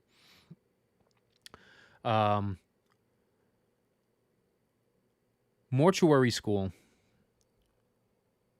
and I say this a lot. I say this in other videos and other videos I've recorded. I say it, I think, not on every live stream, but frequently enough. Mortuary school is not a substitute for your apprenticeship. And unfortunately, a lot of people think that that's our job, to teach you how to use the chemicals, to teach you the chemical brand names, to teach you the root of it all. And the answer is, it has never, ever been the job of the mortuary school to teach you that. There's not enough time in the curriculum to do that. It is why we have apprenticeships, residencies, internships, whatever they're called in your state. And you have to get that information on the job, so to speak. I talk an awful lot about my former owner, Mr. Reese. Jim and his wife, Barbara, live in Georgia. Happy birthday, Barbara. I know it's a couple days past, but love you, dear. Hope you and Jim are well. And when Jim went to school in the 60s, I'm sorry, I think it was the late 50s, Jim had to do 1 year of an apprenticeship before they even let him into mortuary school. When he got to mortuary school, he had to complete mortuary school, come back to the Tampa Bay area. He served a year as a funeral director and a year as an embalmer intern. So becoming a funeral director was a 4-year process. By the time you're done, you better know your stuff. Like, you should probably know your stuff by the time you're done your apprenticeship. And now you're just learning the actual science and business aspect of running everything, because that's what mortuary school was about. Then you come back, and now you're expected to do it kind of autonomously. I don't want to say, hey, you modern types don't know how good you have it, because we really don't, right? I went to mortuary school for a year. I finished my internship a year later, 2-year process. Nowadays in Florida, you can start mortuary school, and if you have a pre-existing degree, you can probably get done within a year. 6 months into that degree, you can start your internship. So if you do everything right and you are motivated, you finish school and 6 months later, you're a licensee. I am telling you, I would have murdered someone to be able to get my license done that quick. Really would have.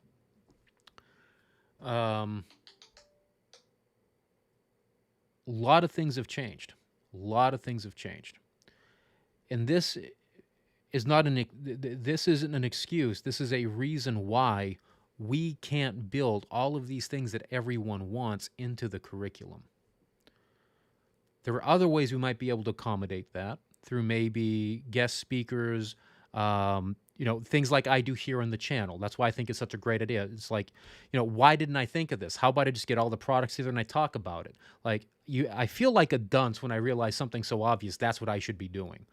Turns out our chemistry class could have maybe squeezed in a few chemicals while covering those compounds, maybe. Yeah, probably. I don't know if that's something that we can fit into the new curriculum, because that was majorly revamped. But that is certainly something that I'm going to bring to our team and say, okay, well, how do we add this in? And even if I can't think of it, there's got to be something. I mean, I've got an amazing team of amazing, brilliant people. Like, we have some world-class people at our institutions now. So I'm sure we can probably figure out a way to do it. But ultimately, don't be afraid to ask for those things at your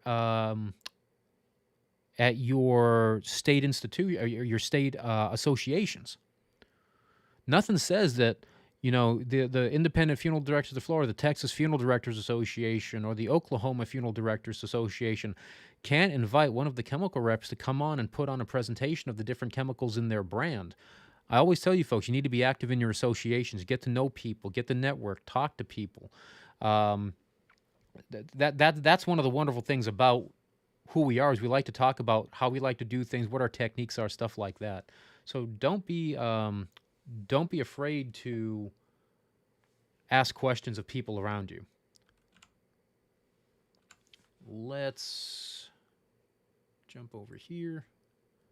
7:43. Yeah, we're doing good on time. Post a link to our Discord server. Yeah, let me make a note of that. My internet's been giving me crap, and I don't know if it's the PC being a dork or it's my internet, so I don't want to kind of push things. But I will drop what I have for him in my Discord. Discord, Damon. He's probably going to get surprised things. I'm probably going to have to, add him on Instagram. He's going to be like, dude, why is Finn adding me to Instagram? No, you know what? Damon's going to be like, dude, Finn has an Instagram, right? Oh, my dude, I did not mean to, park on this, but yeah, there's my my Thug Life headshot. I used to have so mumuch fun as a professor at Miami-Dade. Let me tell you what. Credentialing is an interesting beast. I was having a conversation again with a program director at another school, and it was like, we teach microbiology outside of our major, which means it's probably like an MCB course or something like that. Those of you, when you're in school and you see those prefixes like PHI or FN or FSE or whatever it is, those are really important, because your institution can only permit people with certain credentials to teach certain types of courses. So, for instance, my degrees are in music. My master's and my bachelor's are in music, which means if there is anything that is an MUS or an MUN or an MVE, I'm probably qualified to teach the course. Now, with music, of course, there's a bit of a change here, because I was a vocalist. I'm a baritone. I am not likely going to become a piano instructor. I am not likely going to be teaching violin. But in the general pool, I can teach theory, I can teach history, I can probably teach conducting. There's a lot of things that I can do. On other subjects, BUS, BIO, biology, law, whatever it's going to be, there is a statement somewhere at the institution that says, hey, you must have this credential to be able to teach this course. In funeral service, these credentials get really messy. And the reason is there is no master's degree in funeral service. I know that there's been this proliferation of master's degrees in thanatology, but thanatology teaches you nothing about chemistry. And yet we have chemistry courses in our curriculum, and this is one of the plagues of funeral service, is we have people who aren't chemists teaching chemistry. I was a very, very poor chemistry teacher when I started. I was really awful at it. And then I just had to teach myself the chemistry, which I detested. And then I grew to love it. I really grew to love chemistry. Not all professors are the same. And all too often, people get placed into a class just to get someone through the class so that you can move on to graduation and start your boards, which is not ideal. And I'm not saying we do that at Pierce colleges. In actuality, we take an awful lot of care and effort to make sure that when we put someone in a teaching assignment, that they are qualified to do that. We're not kicking them to the wolves. That is something that I'm very proud of our deans. That is one of their areas of responsibility, is making sure that the people teaching their courses are capable of teaching them and giving assistance where needed. So how is it that, I have a degree in music, I have a degree in law, and I'm teaching a chemistry course for funeral service? In no reality could I be teaching any entry-level chemistry course, not even like Chem 1000 in the chemistry department. I don't have a chemistry degree. And these credentials create problems if you're not obeying them and paying attention to them. And so I said, hey, maybe you need to get with your regional accreditor, because it's a regionally accredited university, and say, this is our issue.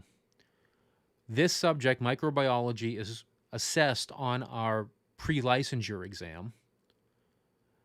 This pre-licensure exam pass rate counts towards our accreditation. Is it permissible that we can have a single class or change the credential so that we could use our funeral service credential to teach a single instance of MCB 2010 or whatever?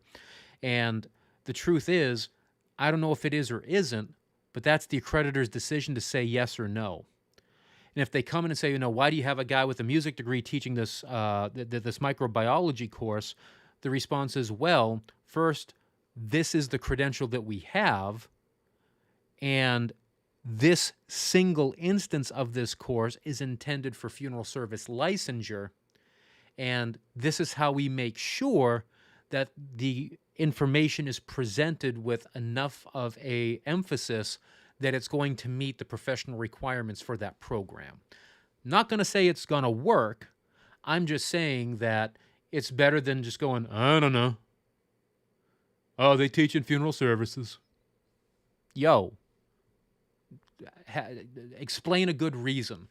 So even if they say no, they realize this is not just an arbitrary decision. They realize that there is some logic behind this, and that this is done intentionally with some actual thought in place. I bet some of you graduates and students, you don't realize there is a lot of stuff that goes on behind the scenes at the schools. Like it's crazy. They really want people to have development. So I know I'm not going to get through this entire presentation because we're winding down here in a second. But fact of the matter is, maybe I'll do this as another recording, actually, and post that as a video, just as a throwback to way back when. Our chemistry is an absolute unit. The guy with legit genius. Yeah, a lot of chemists are, right? A lot of chemists just have an amazing analytical brain. The truth is, my best friends in Miami were chemists. Dr. Jesse Polito, Dr. Pablo Sacasa, mi hermanos. Love you guys, miss you. I will tell you that when I finally figured out chemistry and I was able to actually talk with my friend Jesse, Dr. Polito, about chemistry, it was one of the most satisfying moments in my life because he could talk to me like a chemist and I could figure out what he was talking about. And I honest to God didn't think I would ever be able to understand something like that. Like, I just thought that was absolute Greek. I convinced myself I couldn't do it. And he actually tried to tell me, dude, you know, why don't you go back to school, knock out a chemistry degree, undergrad, real quick? There are schools here that will absolutely pay you to do graduate work to get a master's and PhD in chemistry. And I'm not saying it wasn't a bad idea. It's just that, man, I just don't know if I'd want to do that at that level. Like, I don't think I need that. Erin, if you have a quick second before you head off, are you still affiliated with Vincennes University in Indiana? Yeah, actually, I am. I'm basically still hanging on if they need me to do something. Uh, Great school, great school, and I recognize you from my class. I'm like, I know that name. Um, so yeah, I don't teach nearly as much as I used to there anymore. Um, but I still work with Mr. Hodgson to get his school world class. I've been saying for years I want to go up there and visit the Red Skeleton Museum on campus. And I swear one of these days I'm going to go visit my Mid America campus and just plan to stop by that campus and hang out. But yeah, I mean, back in the day, I was teaching like business and all sorts of other crap there, and I just don't have time to do that anymore. I just don't do it.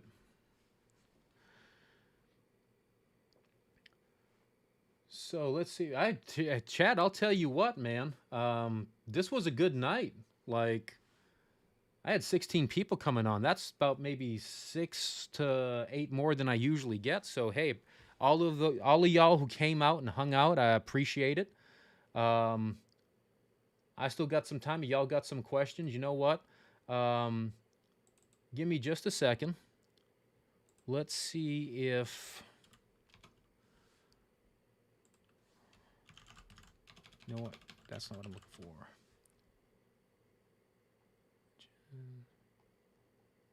Okay, not there.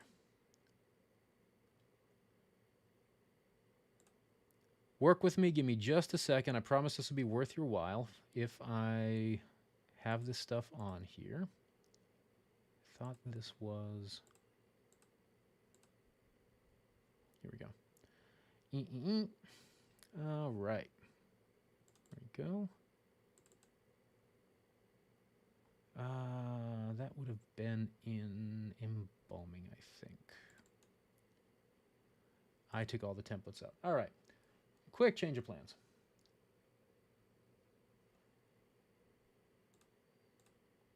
That doesn't seem right.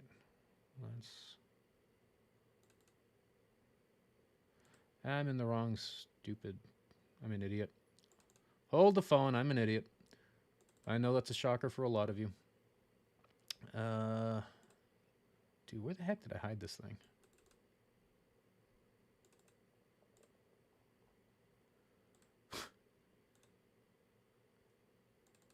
This should not be so hard for me to find what I'm looking for. I'm going to be really pissed if I just took it off my computer entirely because that doesn't make sense that I would do that.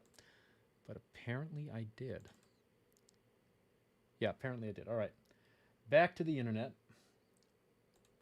Let me see if...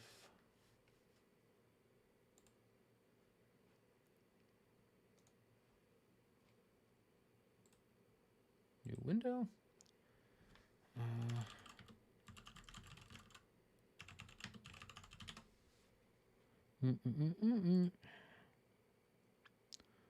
All right, so we know I got that. All right, let's see if we can find on...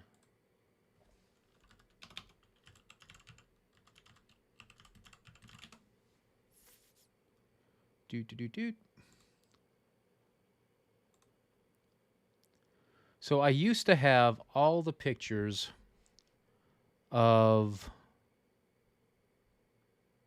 all high resolution images of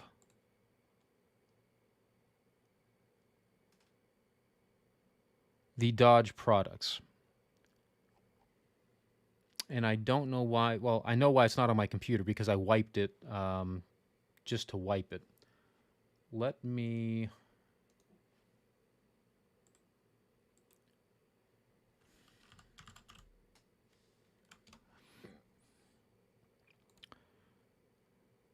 So this is a way old catalog, all right?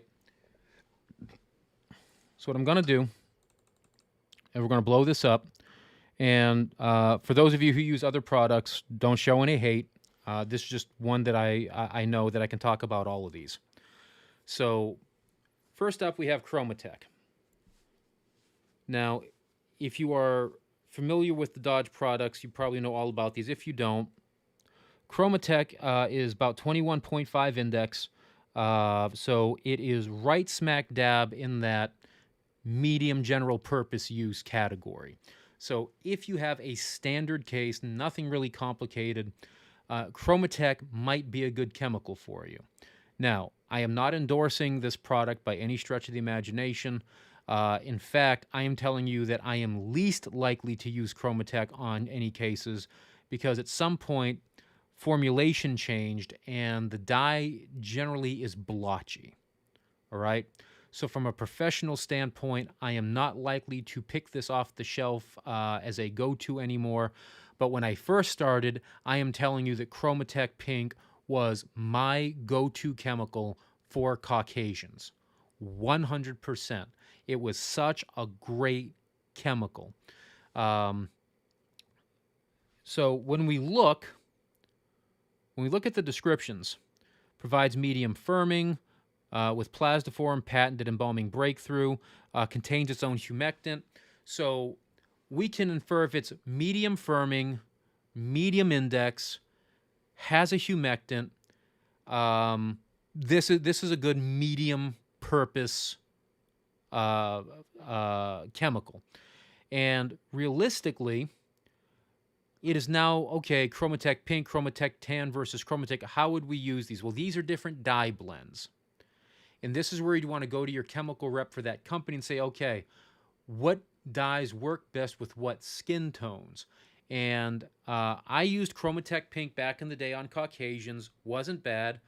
I found that in Miami, with olive skin people, not Professor Finn Caucasian, but slightly brown skin Caucasian, so kind of a light Hispanic skin tone, I found the Chromatech Tan worked very well for that. I did use Chromatech without pink or tan. I did use Chromatech a couple of times. I don't think I ever bought a case of it. I think my Dodge rep came by one day and swapped me some stuff out. And it was great because I was able to use a chemical I hadn't used before. I want to say on something that deep red, I probably used it on African Americans. I generally find that the darker the red of the dye, the more inclined I am to use that on darker skinned individuals, so that that red really stands out and provides that color on dark skinned individuals. There's going to be people like, oh, hell no, man, that's what the tan one's for. Yo, use what you like. Generally speaking, I go much redder with the darker skin complexion. That's just my style, and I haven't done it for a while. So Plasdopaque and Plasdo 25. Monitored firming, molecular, okay, that's great. Clostridium, that's great. Rehydrates tissue cells. That means it's got a humectant. Penetrates cell membranes. That's important because that means it's got a surfactant in it. Restores lifelike plasticity. When you see anything that says restores plasticity, plasticizing agent, that's why we teach you embalming. It's a humectant. Dispels death pallor, imparts natural translucence to the skin, dispels dull putty gray color.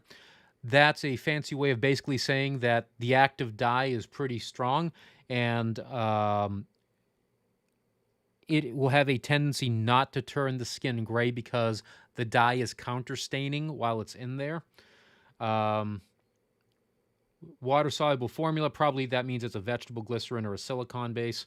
But Plasdo regular, 18 index, that is a solid. I have not been in an embalming lab or in a prep room embalming since summer 2023. So this July that just passed, that was my 1 year anniversary of Out of the Prep Room. So if anything has changed since then, by all means, drop some hate in the comments below. The algorithm loves it, and I can use the free press. So plasdapaque is one of my favorite chemicals to use when I was in lab. And unfortunately, the majority of cases that I would have in my lab in Miami would be complicated cases. And Plasdo 25 is a higher index of that same type of chemical. I loved Plasdo 25. That was one of my go-to chemicals that if I want to start with something and see where it takes me, I would feel comfortable grabbing Plasdo 25 and running with it. So Intrafiant, also known in the industry as Purple Jesus. If you know that, hit a like, drop a comment down there saying yup in the comments below, man. Intrafiant with dinochrome. Preserve bodies treated more than 24 hours after death occurs. That's your first hint, complicated case. Penetrates refrigerated and frozen bodies. Second hint, complicated case.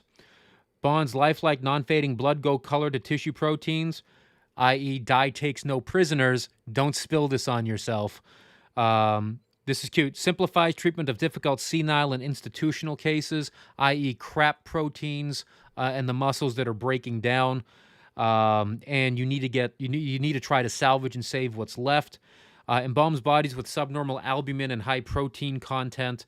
Fancy way of saying there's trash in the tissues and there's lots of stuff that are going to react with the preservative. Halts putrefaction. The moment they tell you it's going to screw around with putrefaction, that's telling you can use this on decomp. Treats gangrene and cancer circulation resistant tissue, i.e. plays no games. Bleaches jaundice discolorations, i.e. will absolutely turn you green if you are doing this on a bright yellow body. Will not burn or leatherize the skin. So it's moderated, it's not as harsh, but if you put too much of this stuff into a body, it's going to do something. My go-to back in the day for, I don't know if this is a bad case, it doesn't look like it, but I got a bad vibe. Bottle of Intrafiant with a bottle of Chromatec Pink. I am telling you that my preceptor, when he walked in the door, he knew that I was going to put his favorite mix, 2 bottles of Chromatec, 1 bottle of Intrafiant. It was already there.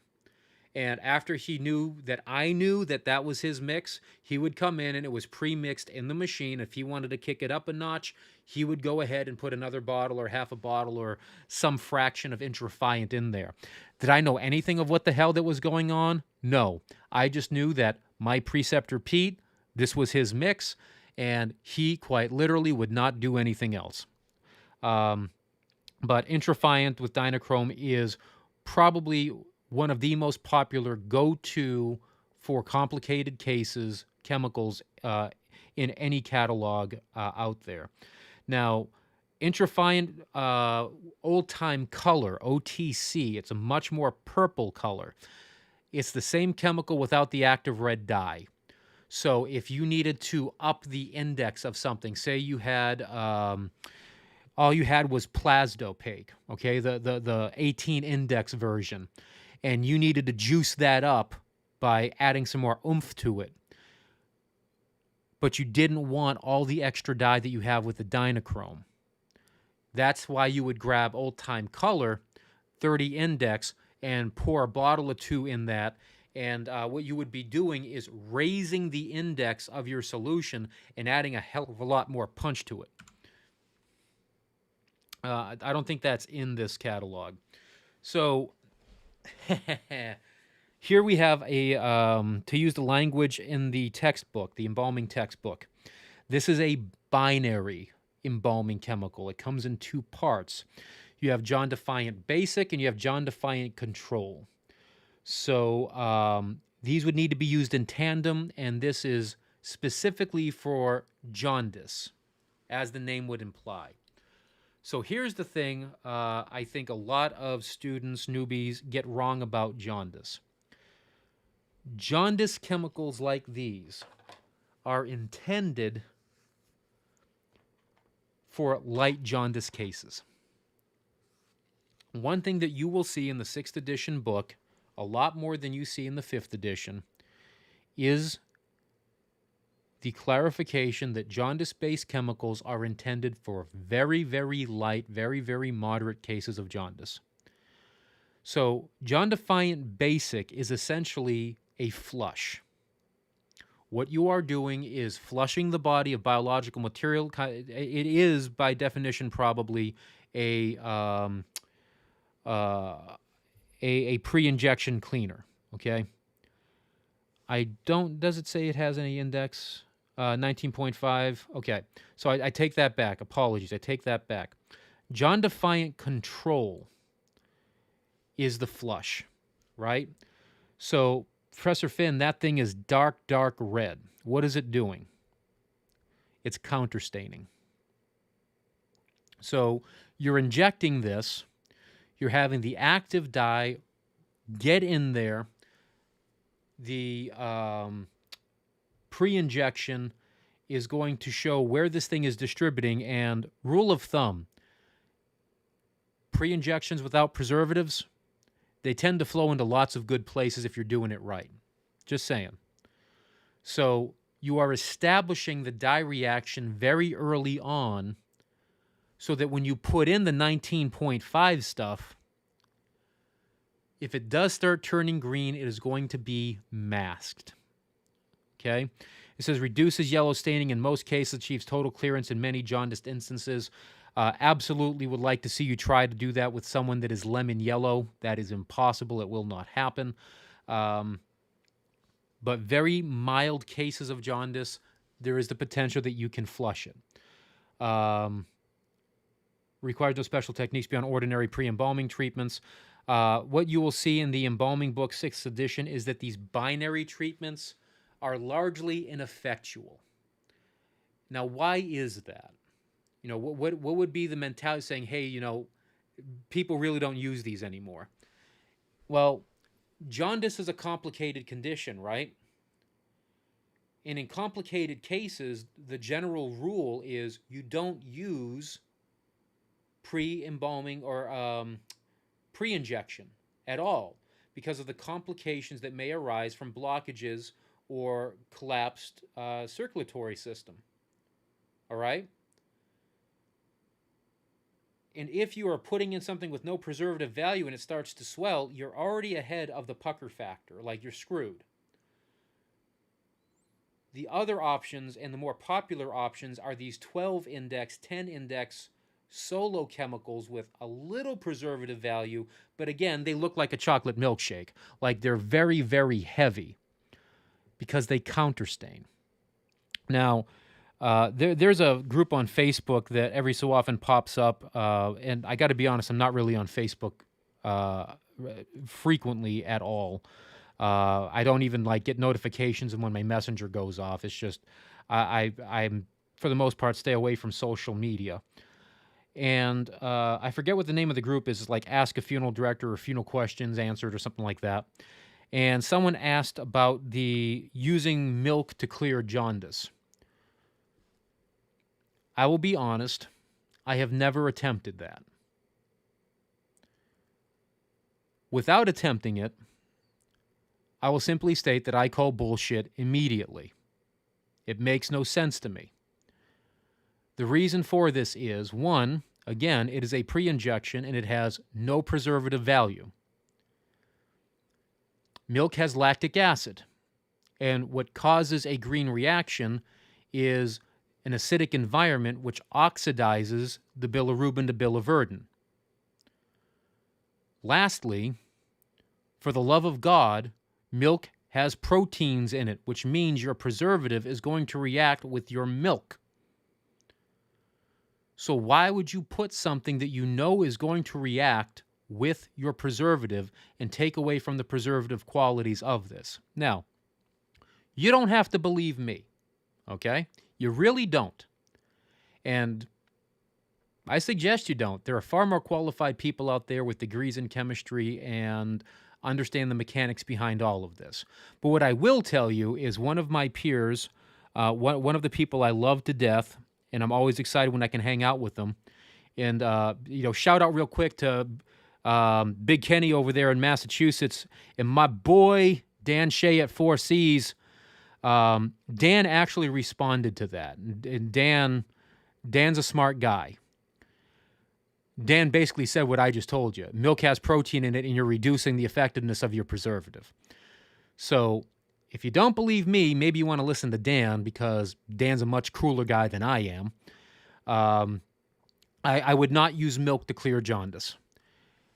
If you are going to use a pre-injection, any old pre-injection will work just fine. And if you need to create something like a John-defiant control, if that is your intent, it's simple. Maybe do a waterless pre-injection, right? No water, 2 bottles, 3 bottles of your pre-injection, Metaflow, ProFlow, 1 point, whatever it is. Put in a crap load of dye, like, I don't know, 2 ounces or so. Mix it up. If you got to take the angular spring forceps or a large packing forceps and stir it up because you don't have one of those pre-mix machines and you can't afford $6,000 for one of those really cool frigid machines, get it really, really, really well mixed. That's the moral of the story here. Then flush it. That's all basically our John-defiant control is pre-injection mixed with heavy dye. And it's going to counterstain, and then you can float your preservative in right after that. What would I use? Maybe for a preservative, I would probably stick with something like Plasdapaque. I don't think I'd use a Chromatec on something like that. But I would want something clear and low index is the moral of the story. Hume Glow, dependable firming in the medium to rigid range. Okay, so it's going to firm up medium to slightly stiffer. Uniform diffusion, spot resistant tutorial. Okay, it has dye. Congratulations. Restores cellular hydration and prevents tissue shrinkage. Humectant. So excellent on frozen or refrigerated cases. 24 index, just below that high index threshold of 25. I would probably say, would I use this on a frozen case? Probably not. That's what Intrafiant exists for. Would I do this if I had a long refrigerated case and I'm not really looking at a corpsicle? Yeah, I'd probably use that here. The thing with this, and I've used Hume Glow, I like Hume Glow, is the dye takes no prisoners. Like, Intrafiant is nasty stuff. This is even worse. This is like the John-defiant control, except in 25 index. So if you want to get some counterstain going, if you got some like maybe light marbling or something like that, this is something that can handle that if you don't want to reach for the Intrafiant. I use this actually a lot on my cases in Miami because they were generally complicated cases. But you really don't want to put too many bottles in your machine because you will Oompa Loompa someone really quick because of how much dye is in this. So if you are really needing to add this up, you're probably going to want to bump it with like Intrafiant Old Time Color or something like that, or cut it with something with a lighter dye. I am telling you that I will literally pole dance for medicine. I love this chemical. I am a complete and utter fanboy for the medicine line. I think this is one of the best product lines in the Dodge Chemical catalog. And I have used every damn one of these chemicals. Medicine Normal, as its name implies, is a absolutely wonderful general purpose chemical. I can probably tell you that 3 bottles of this and you're going to get great results on any body whatsoever. Take a step back for just a second. One of the things I encourage you folks to try, there's an awful lot of stuff in the book about, hey, if you're not getting the color you want, add a little bit more dye. Add like an ounce of dye. Add a half ounce of dye. Not wrong. Not wrong. I challenge you, instead of putting that half ounce of dye, try another 6 ounces of your chemical. Add another full bottle of your chemical. Add 8 ounces of your chemical. What you will find, and this was my exact experience, what you will find is when you nail the color of only using your chemical on the cases that you do, you will find that they are better preserved. Because the reason why you're not getting the color you want is you don't have enough chemical in there. 2 bottles and 3 gallons, probably not enough. 3 bottles and 2 gallons, much better. 3.5 bottles, maybe it nails it.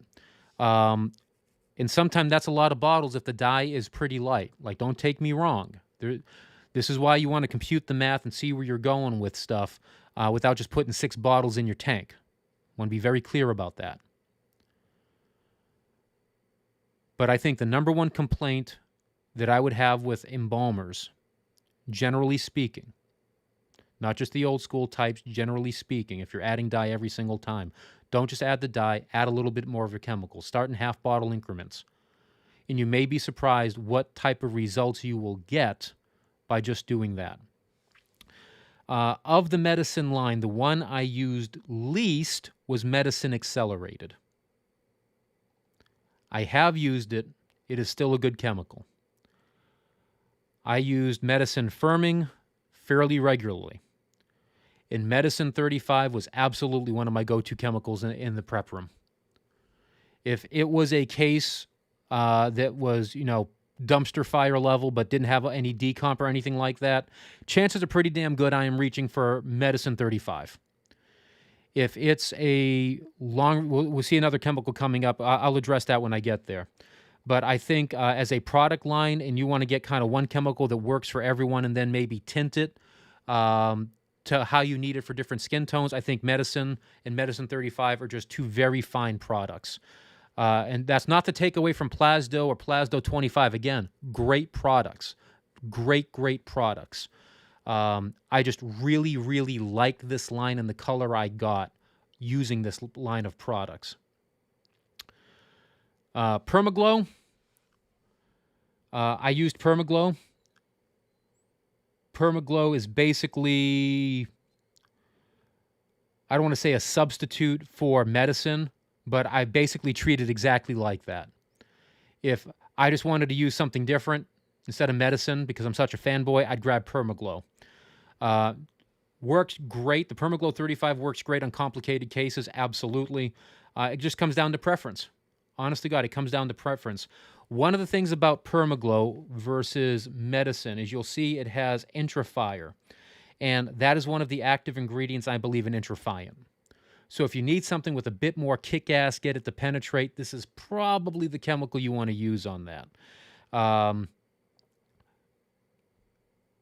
Let's address a really big elephant in the room right quick. Do you need to have all this crap on your shelf?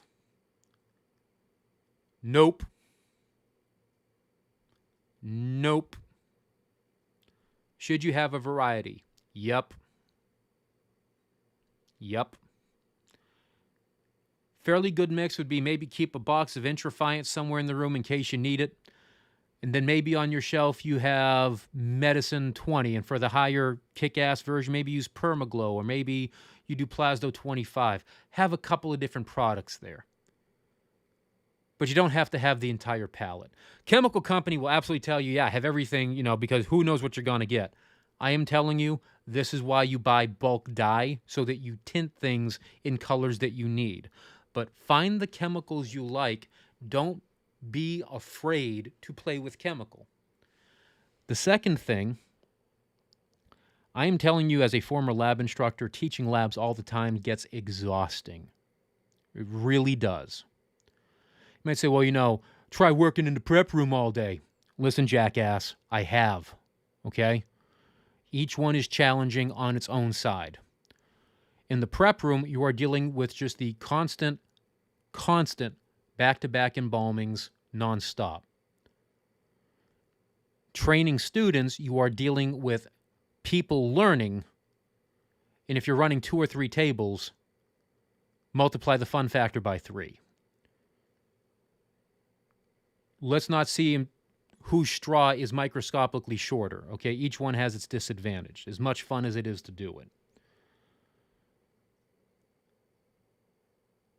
So when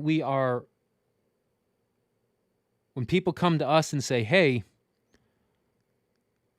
If I buy some chemical, can I come into your embalming lab and try it on a couple of cases? Would you mind if I come in and maybe do an embalming lab for you while you sit back and watch? Very few embalming lab professors are going to say, oh, hell no, no, you can't. And that's because in academic lingo, we are inviting our industry partners into our classroom to give our students real-life job skills. Nothing says that you have to practice on paying clients. Now, for those of you that are screwed and don't have a mortuary school nearby, I feel for you, man. I really do. But those of you who are lucky enough to do that, by all means ask. By all means ask.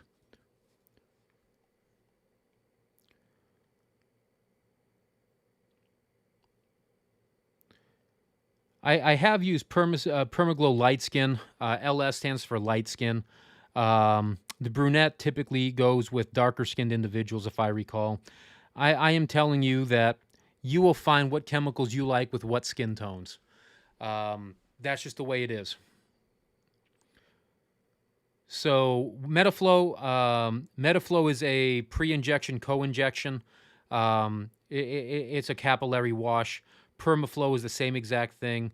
Now in the market, they have something called ProFlow. That's my go-to as a co-injection, pre-injection. I just love it. I have never used Permaco. I don't know if it's still even available. It's just nothing I ever decided to order to play with. I love Rectifiant. I think Rectifiant is probably the best hard water neutralizer, water conditioner on the market.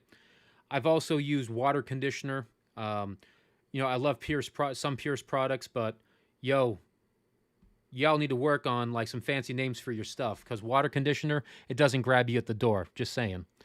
But Rectifiant was my go-to. Like, even if I was using Pierce products, I would likely be using Rectifiant as my water conditioner. I liked it. Restorative is a phenomenal chemical. It is my favorite humectant chemical, no matter who I am using between the Dodge and Pierce catalogs. If I need to add humectant, I will add this. In the Pierce catalog, their product is called Restoratone. Now, Restoratone is a good chemical. Okay, Restoratone is a good chemical, and if you're using Pierce products and need to add some humectant, Restoratone is absolutely a solid choice. Just restorative has so many ancillary uses that I think it is a much more multi-purpose humectant chemical. So if you need to rehydrate dehydrated fingertips or something like that, restorative works great for that. So before I throw shade at Pierce for Restoratone, I did do a simulation in my lab, because again, I can do that and get away with it, of plumping out fingers using humectant.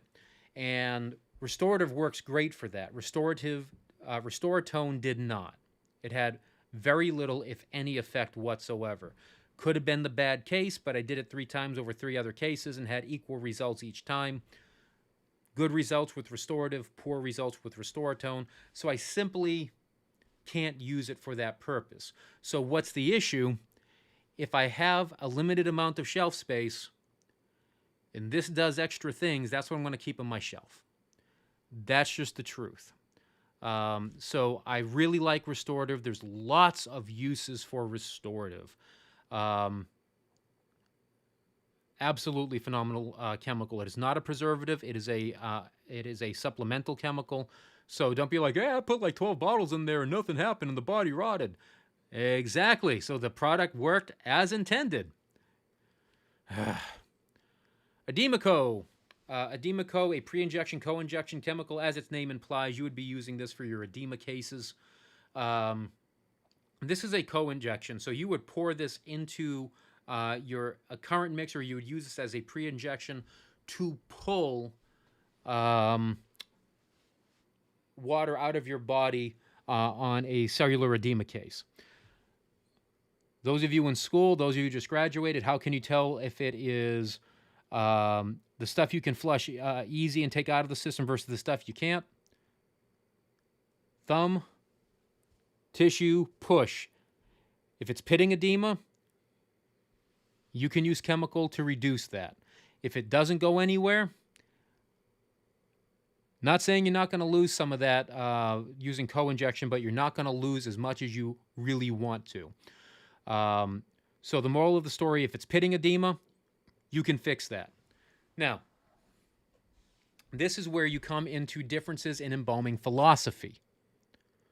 I am not saying my way is right and it is the only way of doing it.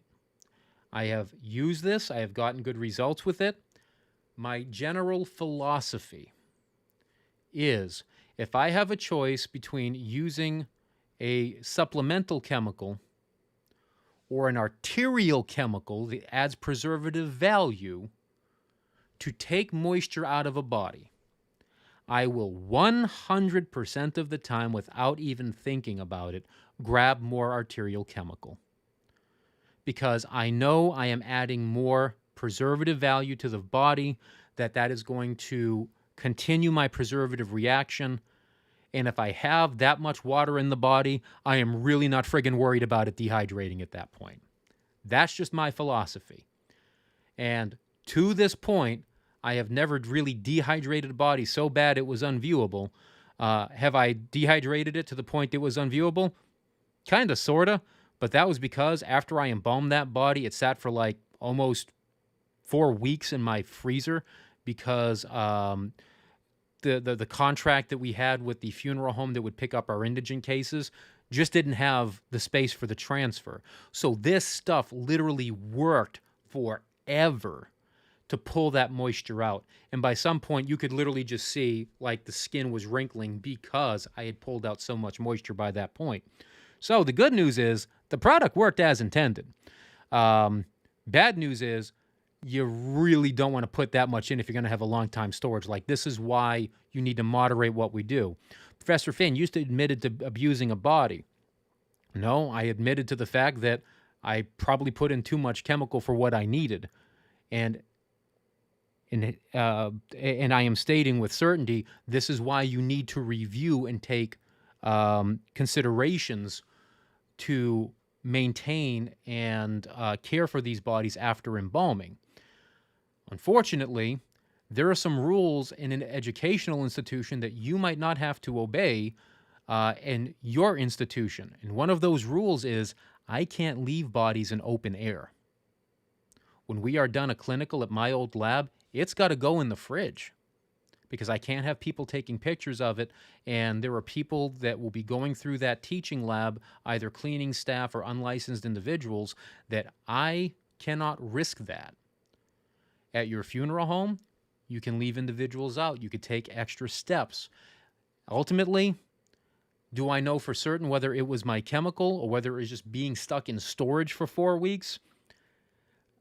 I'm about 80% certain it was the chemical did most of that, and certainly the fan blowing all the time, even though it was in plastic, did not help. Well, you should have kept putting emollient cream and stone oil or massage cream on there. Yeah, I did. And here's a hint. You really don't want to leave bodies in there for 4 weeks, hoping they're going to get picked up in a plastic bag, which, unfortunately, we do not have other containers due to budget restrictions at the lab I was working at. So if you're picking up what I'm putting down here, there are reasons why it happened, not because I'm just a jerk and, I'm abusing the dead or something. It was also very important that students see what that looks like, right? Until you see what really dehydrated edematous skin looks like, you really don't know. And if not, like you can just go on to Google, type that in, maybe you get lucky, maybe you don't. Icterine is strictly dye. This is how you would shade a chemical you are using to kind of get something more. I always advise keeping a couple different shades on hand. I found, me personally, Icterine regular was one I always kept on the shelf. I never really kept suntan, peach, or tan. And I always had, I think it was Intertone number 4 and Intertone number 1. Now and then, I think I had the brunette, the number 3. So I always kind of had a couple of these bottles lying around. And since you're only using maybe half ounce at a time, you don't need to have a case of this lying around. If you're using like a bottle of dye in every case, you're doing something wrong. Like you just are. You just are. Now, cavity chemicals, I got to be honest. Cavity chemical is a cavity chemical. It just does what it's supposed to do. Dry cav is a solid chemical. I have never used Spectrum. Okay, I've never used Spectrum.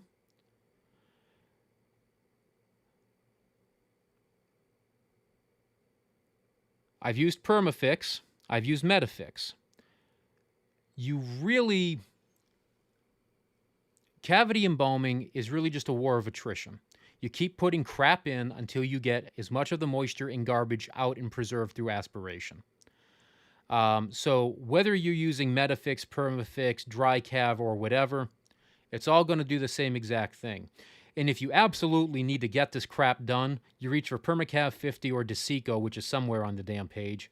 That stuff is unforgiving Satan sweat. I know embalmers use Permacav 50 to break in the newbies. I am telling you that just isn't cool. Like, you don't need to be using Permacav 50. Permacav 50 is really for people that have a really awful case or they really need to use a surface pack bad. I know some people say, I use it all the time. It's a great general purpose. Good for you. I'm not seeing a need for that. Oh, and here's Desico. Desico is only 22.5, but this stuff, this stuff is pure evil. It is literally pure evil. I found that I would much rather use Permacav 50 than Desico because this stuff is literally awful when it starts to aerate. I will not use Desico or Permacav 50 without putting on a full-face respirator. I don't want this in my eyes. I don't want to be breathing it. This stuff is nasty. Works like a champ, but I do not screw around with this stuff. And generally speaking, I would not be wanting my students to use it because if there's spillage, it is 0 to all hell no in 3 seconds or your money back. I never used Milafix. I never bought Milafix. Generally speaking, I am not a fan of low fuming anything, especially when you're using it around students. Yeah, I know it's a comfort factor, but I agree with the book. Using these type of things with low fume, you really don't know that you're getting exposed, and you can get really, really, really sick. And having been and gone through embalmer's pneumonia, no, just trust me. You don't want to have that vapor overdose. It's awful. Syncav is a solid chemical, whether it's the low viscosity, the high viscosity stuff. I found it to be a solid chemical. Have I used Postine gel, which is the stuff they have over at Pierce? Absolutely. Another great chemical. When we get down here to the carbolic acids, I did a test between mixing Syncav high viscosity with penetrating dryine and normal dryine. And then I also did the same test by mixing equal amounts of Postine gel with cearine, which is the phenol for Pierce colleges. I found, me personally, that the Syngel dryine combination, dryine standard, had a more consistent surface pack effect. It worked better. It was easier to control. Just that was from my use of it. Did I still get what I needed from the Pierce version? Absolutely. Absolutely. So would I buy one versus the other? If I had the option, I guess I would go with Dodge, but I'm not going to cry if I have to use Cearine and Postine. I just think for some reason I prefer the dryine better. It might just be because I have much more experience using it. Dry wash is good old-fashioned acetone. Whether you use this or whether you're using the big can you buy at Home Depot, acetone is kind of acetone. Doesn't contain trichloroethylene. Some of the stuff at Home Depot may have some more nasty crap in it. But Dry wash is dry wash. Do not leave the caps off of these things. You will regret it because it will evaporate. Caliform cream. So this is external preservative massage cream. This truly is a formal cream, a formalin cream. I've used it a couple times. Nothing that a surface pack can't do. So me personally, I wouldn't keep a jar around this.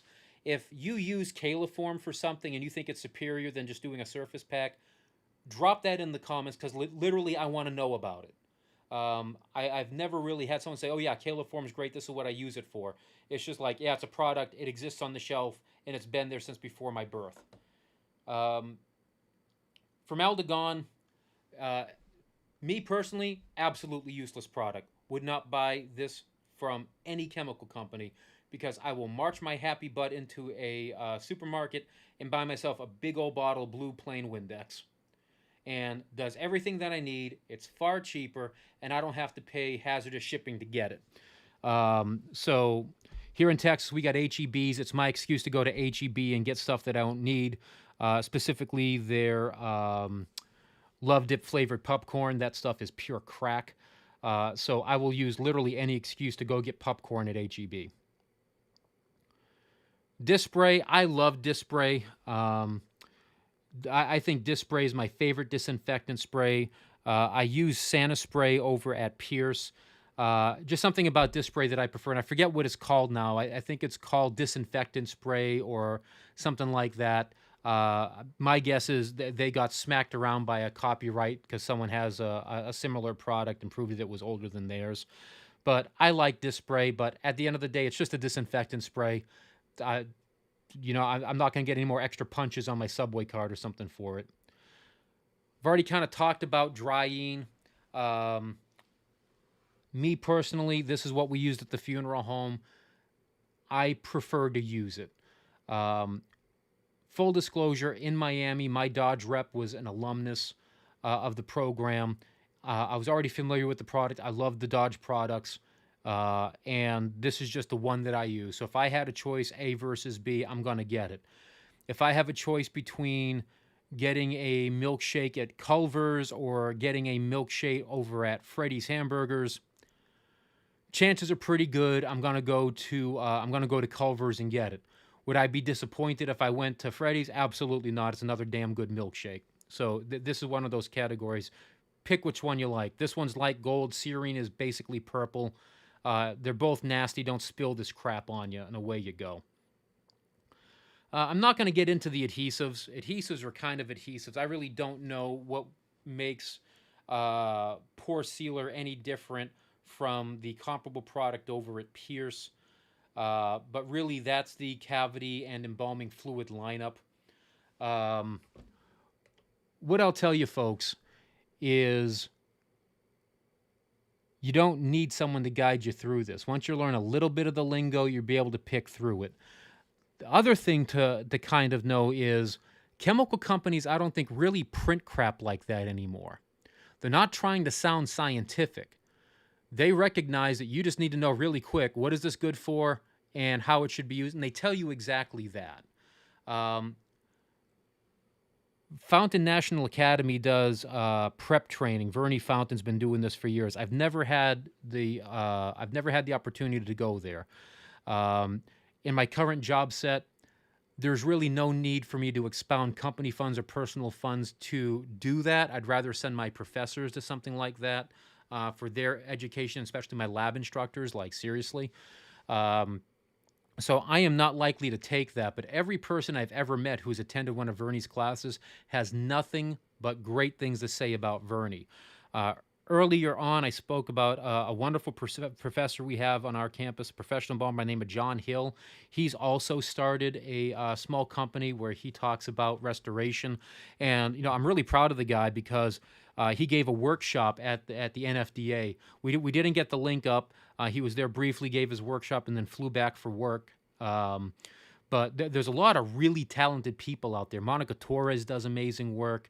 There's someone now on Facebook, Dr. Jennifer Lares. I think I see her doing restorative work. I'm not as familiar with her, and I don't know if her last name is Lares or Layers. Jennifer, if I botched her name, sorry. Just come say hi, tell me I'm an idiot, and this is how you pronounce your last name, and we're good. Or shoot me an email or something on my Discord and say, here's the phonetic spelling, moron. Take off your Mario hat. So there's lots of people out there that are doing this, and lots of places you can get advice.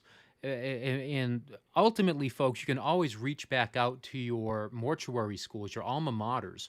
We are here to serve you. Like, we want to know how you're doing. We want to know, what your concerns are. We want to know how you're succeeding at what you do. I love getting stuff from my grads who are like, hey, just look at this casket. They get permission of the family to share a picture with me.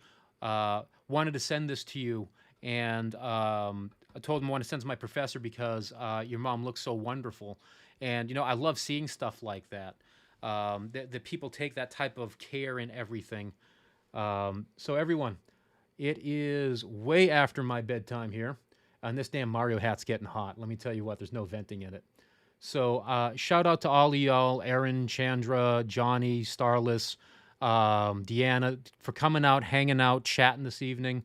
I missed October, but hey, this really decompresses me. I have a good time. Thank you all. Love you. Everyone take care.